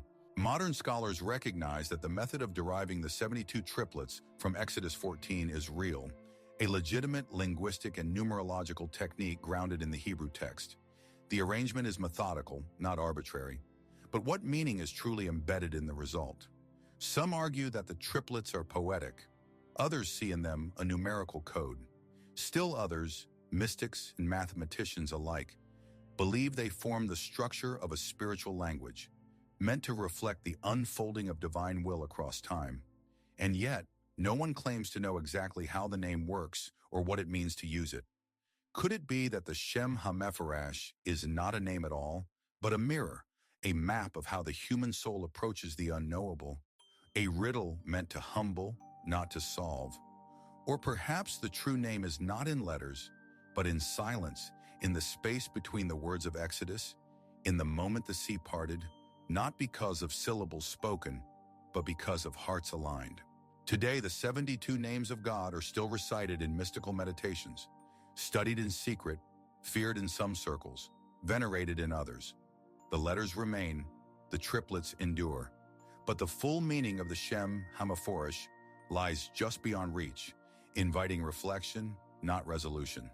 And so we are left with the question, is the explicit name hidden in plain sight? Is it a code waiting to be broken? Or is it a door that opens not with knowledge but with reverence? Perhaps the Shem HaMephorash is not a key to power, but to presence, a whisper of the infinite, stitched into the very language of the divine.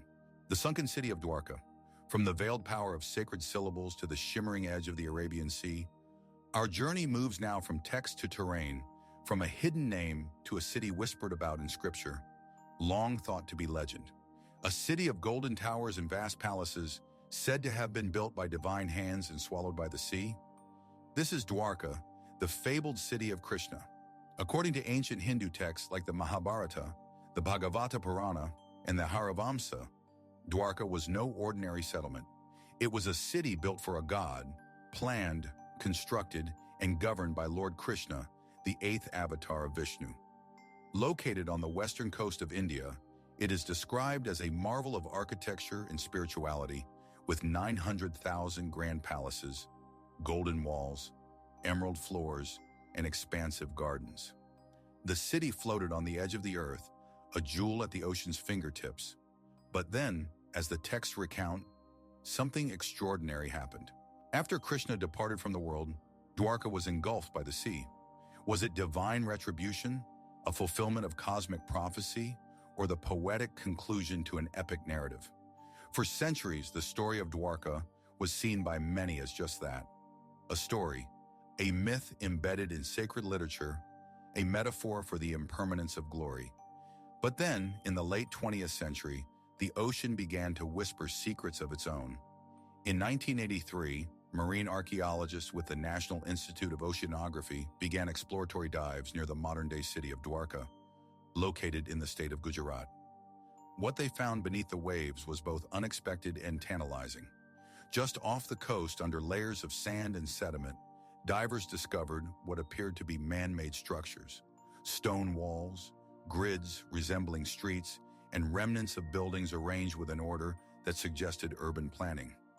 Further investigations revealed anchors, pottery shards, and stone platforms. Sonar scans mapped rectangular formations and linear alignments. Could this be the legendary city? Carbon dating of artifacts suggested some elements were at least 3,000 to 3,500 years old, placing them roughly within the time frame many scholars associate with Krishna's era, traditionally dated to the end of the Dvapara Yuga, around 3100 BC. Other material dated closer to 1500 BC, raising questions about layers of habitation and the evolution of coastal societies in ancient India. Was this the Dwarka of the texts or another city lost to the sea? The Indian government declared the findings evidence of an ancient submerged city, and the announcement reignited debate across archaeological and religious circles alike. Pilgrims, historians, skeptics, and spiritual seekers descended on the site or turned their attention to its growing file of underwater footage and research papers. And yet, as with many ancient mysteries, definitive answers remain elusive. Critics of the discovery argue that while the underwater structures are real, they may not be as old as claimed. Some suggest the formations are natural, shaped by erosion and marine geology.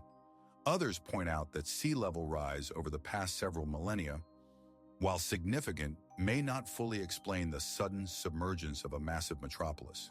The question of Dwarka's disappearance is not merely scientific. It's philosophical, mythological, cultural.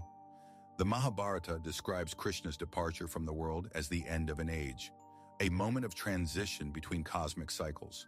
With his passing, the divine balance was disrupted, and Dwarka, his city, his seat of power, was no longer meant to remain. The ocean rose to reclaim what belonged to the gods. Is this poetic metaphor a symbol of detachment and the transience of even the greatest civilizations? Or does the ancient memory hide fragments of historical truth, of tectonic shifts, rising seas, and forgotten cities washed away by time? Around the world, there are stories of cities consumed by water: Atlantis, Heracleion, Pavlopetri, Port Royal. In each, the sea holds secrets, testaments to humanity's fragile place on the planet's shifting surface. Could Dwarka be India's echo of this timeless theme? Other researchers turn to satellite imagery and geological surveys. Some suggest that ancient rivers, now dry, once flowed into the Arabian Sea in this region, supporting the idea of a thriving port city that predated many recorded civilizations. Others point to potential connections between Dwarka and the Indus Valley civilization, suggesting a continuity or overlap in urban planning and maritime trade. And still, beneath the waves, the stones remain, covered in coral, worn by current, silent. What is certain is that something lies beneath the surface, something man-made, ancient, and complex. Whether it is the Dwarka of Krishna or a city lost to history and later folded into myth, it continues to invite wonder and investigation. Perhaps the real mystery is not just the physical location, but the way memory clings to myth. How stories endure across millennia, only to be echoed by archaeology, hinting that our ancestors remembered more than we often assume. Could the disappearance of Dwarka be a story of rising seas and shifting shores? Or is it something more? An intentional concealment? A divine act? A veiled transition from mortal domain to sacred remembrance? As the waters move gently over submerged stone, the question remains: did a god truly build a city on the edge of the world? And if so, what else might still sleep beneath the sea, waiting to be found? The Iron Pillar of Delhi. From the sunken stones of Dwarka, where seawater conceals a vanished past, we rise once again to solid ground, yet find ourselves facing another enigma that defies time itself. Here, standing in plain sight under the open sky of Delhi, is a monument to impermanence that seems permanent, a pillar that has defied not only centuries, but the very laws of nature. This is the Iron Pillar of Delhi, sometimes called the Ashoka Pillar, though its origins may stretch even further than the Mauryan emperor's storied reign. Nearly 7 meters tall and weighing over 6 tons, this ancient column of iron has stood for more than 1,600 years in the courtyard of the Qutb complex, exposed to monsoon rains, blistering summers, and the full passage of time. And yet it has not rusted, not in the way one might expect. While the surface bears the dark patina of age, the iron remains strong, largely untouched by corrosion. There is no flaking, no deep rust, no structural degradation. In a world where modern steel can crumble under less, the pillar's endurance invites a question that bridges metallurgy, history, and mystery. Who made it? How? And what secret does it hold? Inscribed in Sanskrit near the base is a dedication to a king named Chandra, believed by most scholars to be Chandragupta II, who ruled during the Gupta Empire in the 4th or early 5th century AD. The inscription praises his valor and divine support, but says nothing about the technology used to forge the pillar. No blueprint, no metallurgical formula, just a monument to power, grace, and glory. The material itself is extraordinary. Modern analysis has revealed that the pillar is composed of about 99.72% wrought iron, remarkably pure, especially for an era with no blast furnaces or industrial processing. The iron was forged not in a single cast, but through repeated hammering and welding of iron chunks at high temperatures. It is estimated that the iron workers may have used hundreds of individual pieces to create the seamless column. But even more baffling is its resistance to corrosion. Scientists who have studied the pillar found that its surface contains a thin protective film of iron hydrogen phosphate hydrate, commonly called misawate, a compound that formed naturally over time and prevents further rust from developing. This film, barely 1/20th of a millimeter thick, is believed to be the result of a unique combination of impurities in the iron, high phosphorus content, and the dry climate of Delhi. Could this have happened by chance? Or did the ancient smiths who produced similar, though less enduring, iron objects across India understand something modern science only recently rediscovered? Some historians argue that the corrosion resistance is accidental, a fortunate convergence of high phosphorus iron and favorable weather.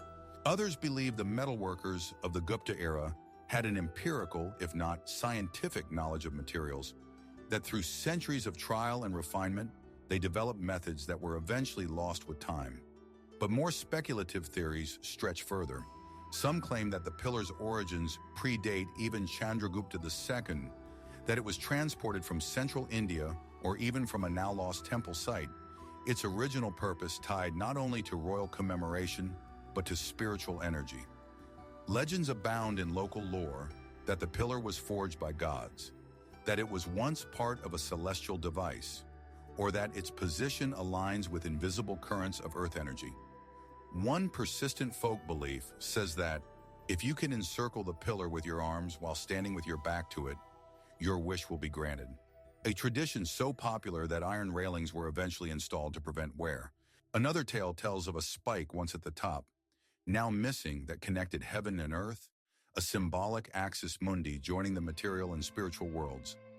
These stories, while poetic, often distract from the deeper mystery that the pillar stands as both an artifact and an unanswered question. At a time when corrosion-resistant alloys are the product of laboratory precision, how did ancient artisans achieve such results with basic tools and furnaces? Even now, efforts to replicate the anti-rust properties of the pillar using ancient methods have proven difficult.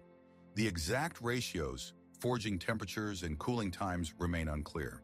Was it a singular achievement, a lost technique, or does it hint at a wider, now erased body of knowledge in early Indian metallurgy? What makes the iron pillar more than a metallurgical marvel? Is it its silence? It bears no boast of how it was made, no inscription on chemistry, no carved diagram of furnaces, only praise for a forgotten king and the slow, steady refusal to decay. Could it be that this pillar was not just a monument, but a message, a quiet challenge across time, asking not only what we remember, but how much we've forgotten? In a world where rust devours bridges and skyscrapers, the iron pillar remains calm, upright, enduring. And as we stand before it, the question remains, was this survival a stroke of fortune, or a glimpse into a knowledge we no longer possess? And if so, what other secrets lie sleeping in the metals of our past? The lost books of Zoroaster.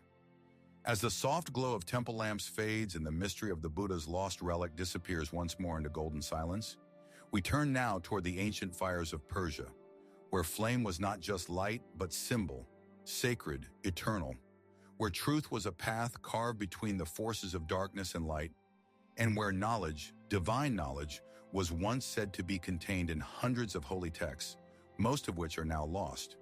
These are the lost books of Zoroaster, a vanished library of the world's oldest known monotheistic religion, and one of the great literary disappearances of antiquity.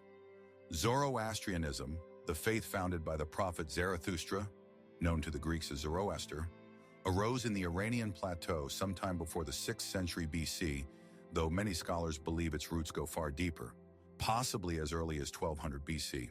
It would go on to influence Judaism, Christianity, and Islam with its core ideas: a single creator God, Ahura Mazda, the eternal battle between good and evil, the concept of free will, judgment after death, and the eventual triumph of light. But if Zoroastrianism helped shape the philosophical foundations of the modern world, what happened to its own foundational texts? According to Zoroastrian tradition, the teachings of Zarathustra were once compiled in 21 nasks, books that encompassed hymns, liturgy, law, medicine, astronomy, cosmology, ethics, and esoteric knowledge. These were not brief scrolls or chants. They were comprehensive volumes said to contain divine insight revealed directly to the prophet. Today, only fragments survive. The existing Zoroastrian scriptures, what we now call the Avesta, are a shadow of this once grand corpus. The preserved texts include the Gathas, the hymns believed to be Zarathustra's own words, the Yasna, liturgical rites, the Visparad, Vendidad, and a handful of other pieces. But where are the rest? The Denkard, a 9th century Zoroastrian text, offers a clue. It tells us that the full Avesta was once written on 12,000 cowhides, an unimaginable scale, inscribed in gold ink and stored in the royal archives of Persepolis during the Achaemenid Empire. If this account holds truth, then what was lost was not merely sacred, but immense. The destruction came in waves. When Alexander the Great invaded Persia in 330 BC and burned Persepolis, Zoroastrians believed the Avesta was one of the casualties, scattered, looted, and burned. Later, during the Seleucid and Parthian eras, oral traditions kept parts alive, but many texts were lost deliberately or through neglect. When the Sasanian Empire, 224-651 AD, revived Zoroastrianism as a state religion, efforts were made to reconstruct the canon, yet much was already beyond recovery. Then came the Arab conquest of Persia in the 7th century AD. Zoroastrian temples were destroyed or repurposed, and remaining texts fell victim to political and religious upheaval. By the time later, Zoroastrian communities like the Parsis of India re-established themselves. Only a fraction of the original writings remained. But what was lost? Among the most intriguing missing texts are the more mystical and philosophical Nasks. Some scholars believe they may have contained teachings on cosmology, cycles of time, the nature of divine beings, and advanced ethical doctrines. Others point to possible medical and astronomical knowledge preserved in encoded language or allegory. Could these books have rivaled other ancient texts like the Vedas, the Egyptian Book of the Dead, or the Dead Sea Scrolls in scope and insight? Even the remaining texts hint at what's missing. The Yasna, for example, refers to rituals no longer practiced. The Vendidad outlines laws and myths that seem to respond to older, now absent writings. The gaps are visible, like missing verses in a familiar song. In the quiet libraries of Yazd and Navsari, where Zoroastrian texts are still copied and preserved by hand, there are whispers of other scrolls, untranslated, locked in old Avestan or Pahlavi, and barely understood. Some scholars believe that portions of the lost Nasks might survive within the commentaries, waiting to be identified, pieced together, and reinterpreted. And then there are more speculative claims. Over the centuries, rumors have surfaced of hidden Zoroastrian texts buried beneath temples, walled inside remote fire sanctuaries, or even protected by underground brotherhoods of priests. In 19th century British colonial records, travelers in Persia reported hearing of secret manuscripts held by families who feared persecution if their existence became known. Could a full or partial copy of one of the lost Nasks still exist, forgotten in a sealed chest, hidden in a mountain cave, or collecting dust in a private archive, mislabeled and unread? It would not be the first time such a rediscovery occurred. The Dead Sea Scrolls emerged from the Judean desert after millennia. The Nag Hammadi Library was uncovered in Egypt by a farmer digging for fertilizer. The Famen Temple crypt in China yielded Buddhist relics sealed in stone for 1,000 years. Why not the lost books of Zoroaster? But perhaps the deeper mystery lies not in what was written, but in what was meant to be remembered. For Zoroastrianism has always emphasized Asha, truth, order, cosmic harmony. The sacred fire burns not to illuminate the past, but to guide the living. Might the missing books then be less about content and more about a forgotten way of seeing the world? Still, the question persists. What secrets were burned in the fires of Persepolis? What hymns, philosophies, and forgotten sciences vanished when empires crumbled and libraries turned to ash? Were these texts mere legends? Or are fragments still waiting somewhere to be found? And if so, when they are uncovered, what might they reveal about a time when wisdom was not just written, but lived in the flame? The Oracle Bones of China. From the smoldering ruins of lost Persian texts, where fire was both sacred and consuming, we travel east across mountains and steppes to the great river valleys of ancient China.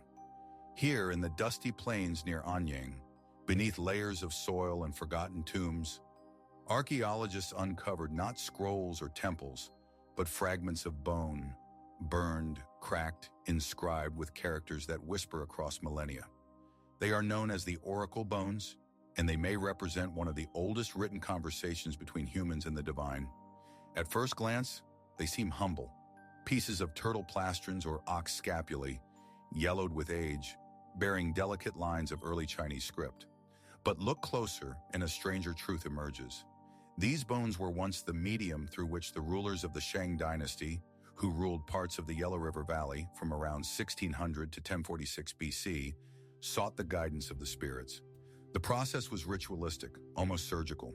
The bones were cleaned, prepared, and sometimes hollowed out. Questions were carved into them, formal, careful inquiries etched by scribes in an early form of Chinese writing known as jiaguwen. A royal diviner, often under the direction of the king himself, would then apply intense heat to specific points on the reverse side, using a heated rod or metal tool. The bone would crack, sometimes audibly, producing fissures whose shapes were believed to reveal answers from the ancestors or from the heavens. The subjects of the questions range from the mundane to the profound. Will it rain on the day of the ritual? Should we send soldiers to the eastern frontier? Will the child in the queen's womb be a boy? Is the king's toothache the result of an ancestor's displeasure?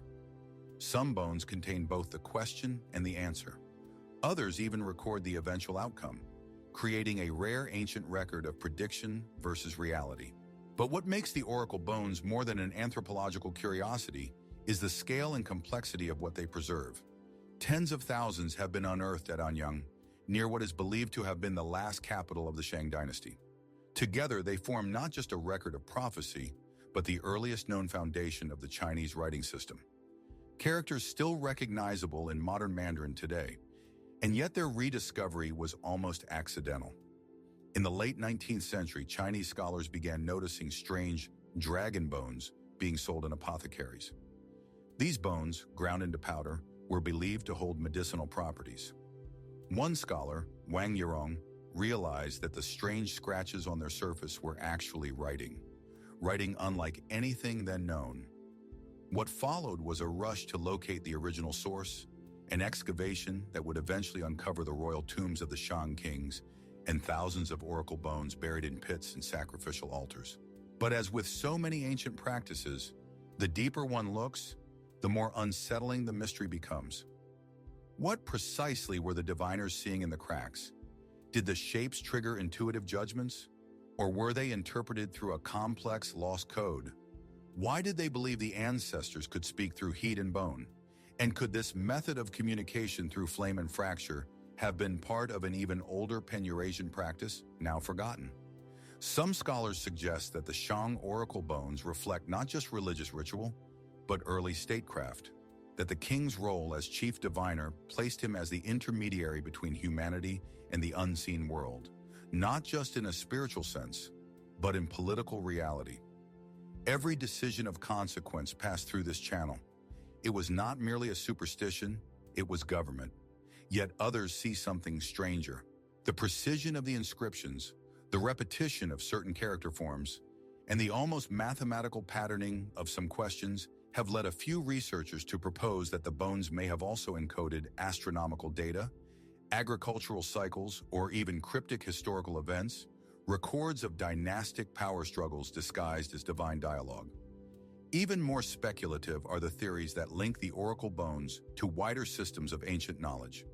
Some propose that the practice of divining through cracks has parallels in Mesopotamian hepatoscopy, where priests read the livers of sacrificed animals, or in Roman augury, where birds and lightning were consulted before battle.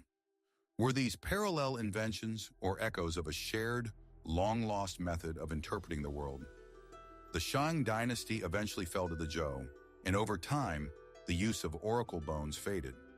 Later dynasties embraced written texts, astrology, and cosmology. But the bones never fully disappeared from cultural memory. Their legacy lived on in script, in ritual, and perhaps in a persistent sense that reality is not always what it seems. That truth might not be read in ink alone, but in the patterns of fire, fracture, and bone. And today, more than 3,000 years later, the mystery continues. Some oracle bones remain untranslated. Others are locked in private collections, far from scholarly eyes. Each one is a fragment of a forgotten conversation. Half of a question, half of an answer, with no way to hear the voice that once spoke through heat and crack. Could there be more? Unexcavated caches of bones beneath ancient temples or buried in sacrificial pits? Could we one day find the earliest questions ever asked, not in stone tablets or clay, but in these fragile remnants of burnt bone? And what might those questions reveal about a time when kings knelt beside fire, bone in hand, and listened for the voice of the unseen? Perhaps the oracle bones were never about knowing the future, but about remembering the invisible threads that hold the present together. And if that's true, what else might still lie hidden beneath the dust of ages, waiting to speak again? The whirling dervishes. As the brittle oracle bones of ancient China fall silent once more, bearing their cryptic truths from a vanished world, we shift from the stillness of bone to the motion of the soul. From questions carved in fire to answers sought in movement. In the shadowed halls of Sufi lodges, under candlelight and vaulted stone, another kind of mystery unfolds. One not spoken, but danced. This is the enigma of the Sufi whirling dervishes and the sacred spiral they trace toward the divine. Step into a dimly lit chamber in Konya, Turkey. A hush settles over the room as musicians begin to play, reed flute, frame drum, and timbre weaving a hypnotic melody that feels older than memory. Figures in long white robes and tall felt hats enter in silence. They bow, circle, and finally begin to spin, slowly at first, then with growing intensity. Arms outstretched, right palm facing the sky, left palm turned to the earth. The fabric of their skirts flares outward, becoming a ring of white light. They spin and spin and spin. But what are they reaching for?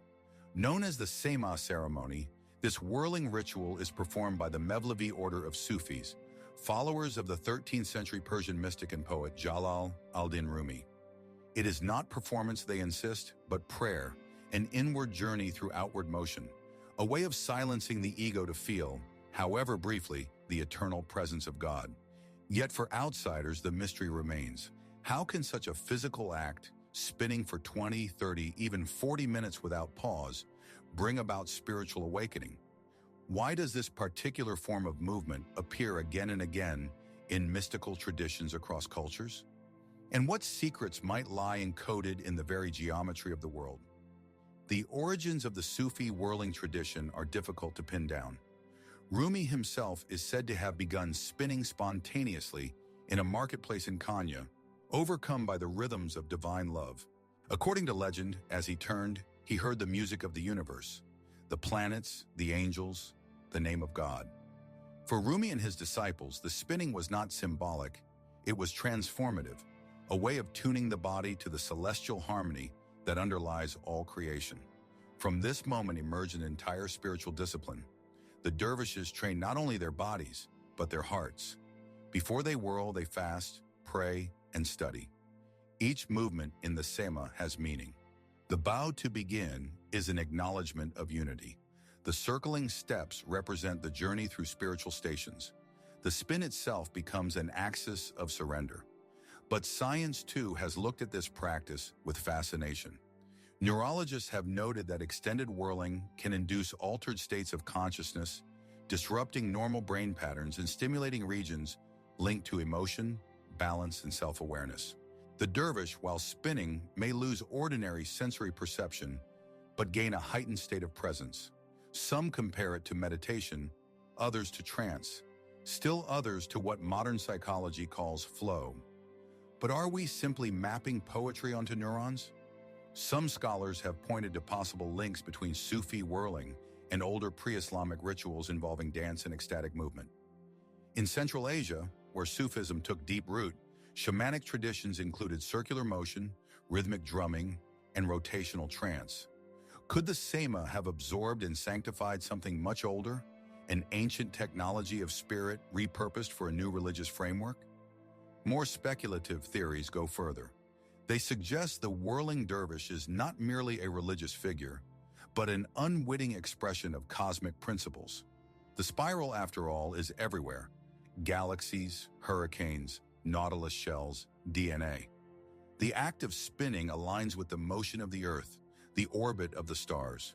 Could it be that the dervishes, in their simplicity, are imitating something vast, something universal? And then there is the question of what they see. Dervishes speak of entering a state beyond thought, where identity dissolves and a presence beyond words fills the space within. Rumi's poetry reflects this, with lines that seem to come from beyond the veil. Why do you stay in prison when the door is so wide open? Is the Sema a key to that open door, a pattern that leads to presence? Yet for all its beauty and apparent meaning, the Sufi whirling ritual has not always been accepted. At times it was banned. The Mevlevi order was dissolved under Turkey's secular reforms in the early 20th century, and many saw the Sema as an archaic relic.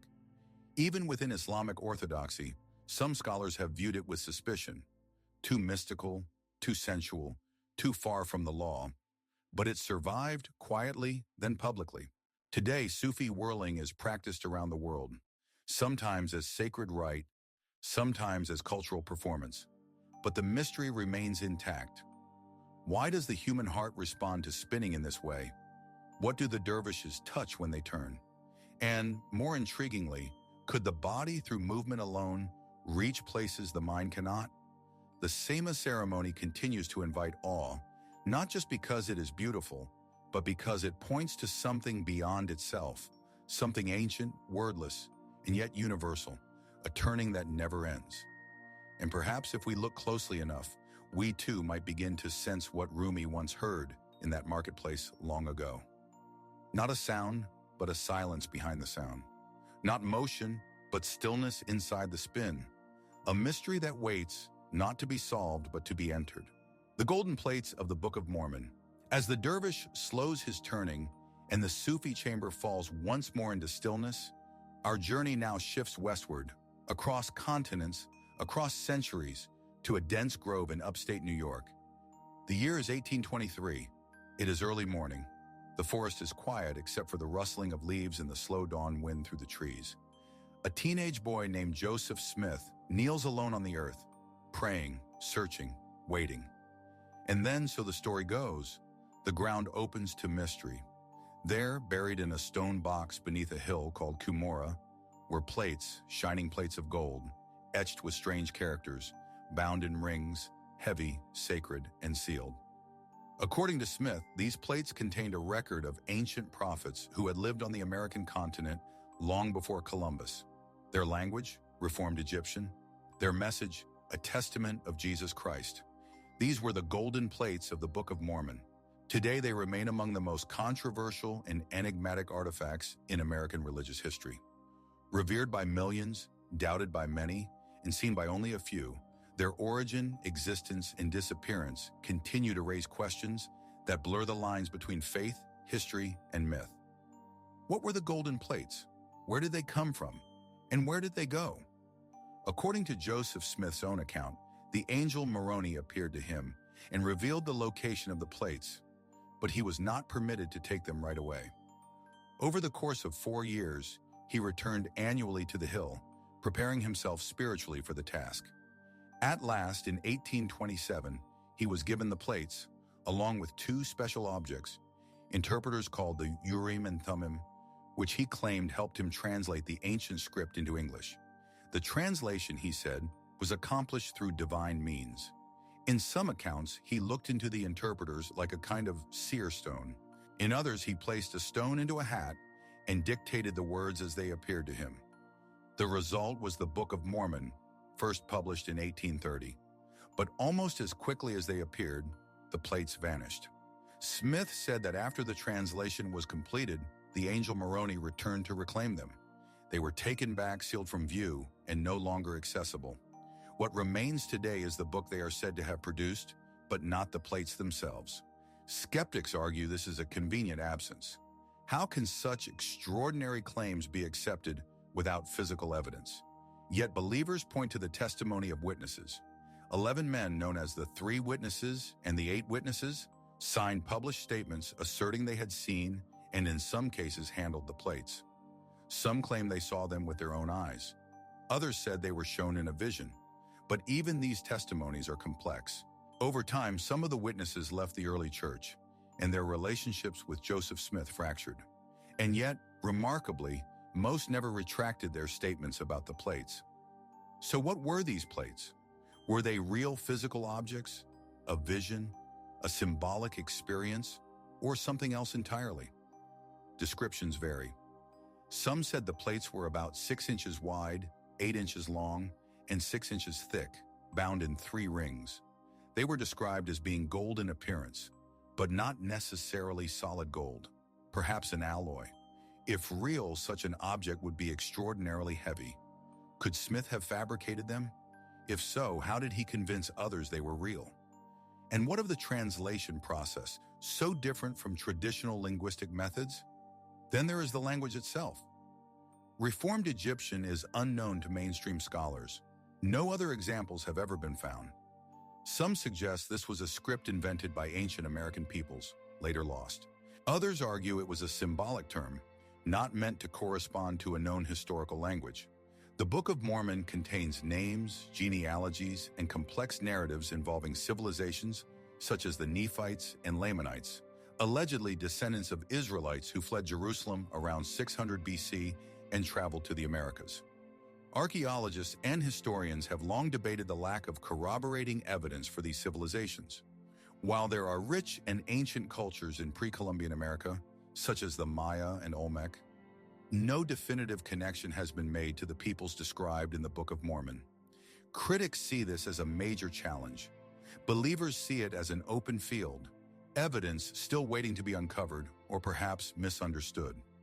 More speculative voices have suggested that the golden plates may have never been earthly objects in the ordinary sense, that they were real but not bound by the physical laws we understand. Objects of divine origin, existing for a time within our world, but not fully of it.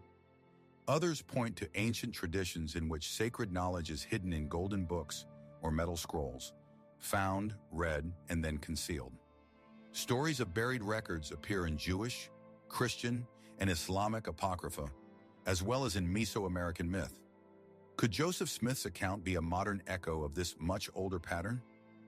Even within the Church of Jesus Christ of Latter-day Saints, the golden plates are treated with reverent silence. No replicas, no physical relics remain. What endures is the book, the belief, the idea that sacred history may lie just beneath the surface of the world, waiting for someone to uncover it. And so the mystery remains. Were the plates ever truly there, buried under a hill in rural New York? Were they a divine vision given form? Were they real, hidden once more? Or is the real mystery not the plates themselves, but the power they continue to hold across generations, languages, and lands? Perhaps the truth, like the plates, is something we're still translating, one word at a time, one question at a time, towards something that still gleams in the dark.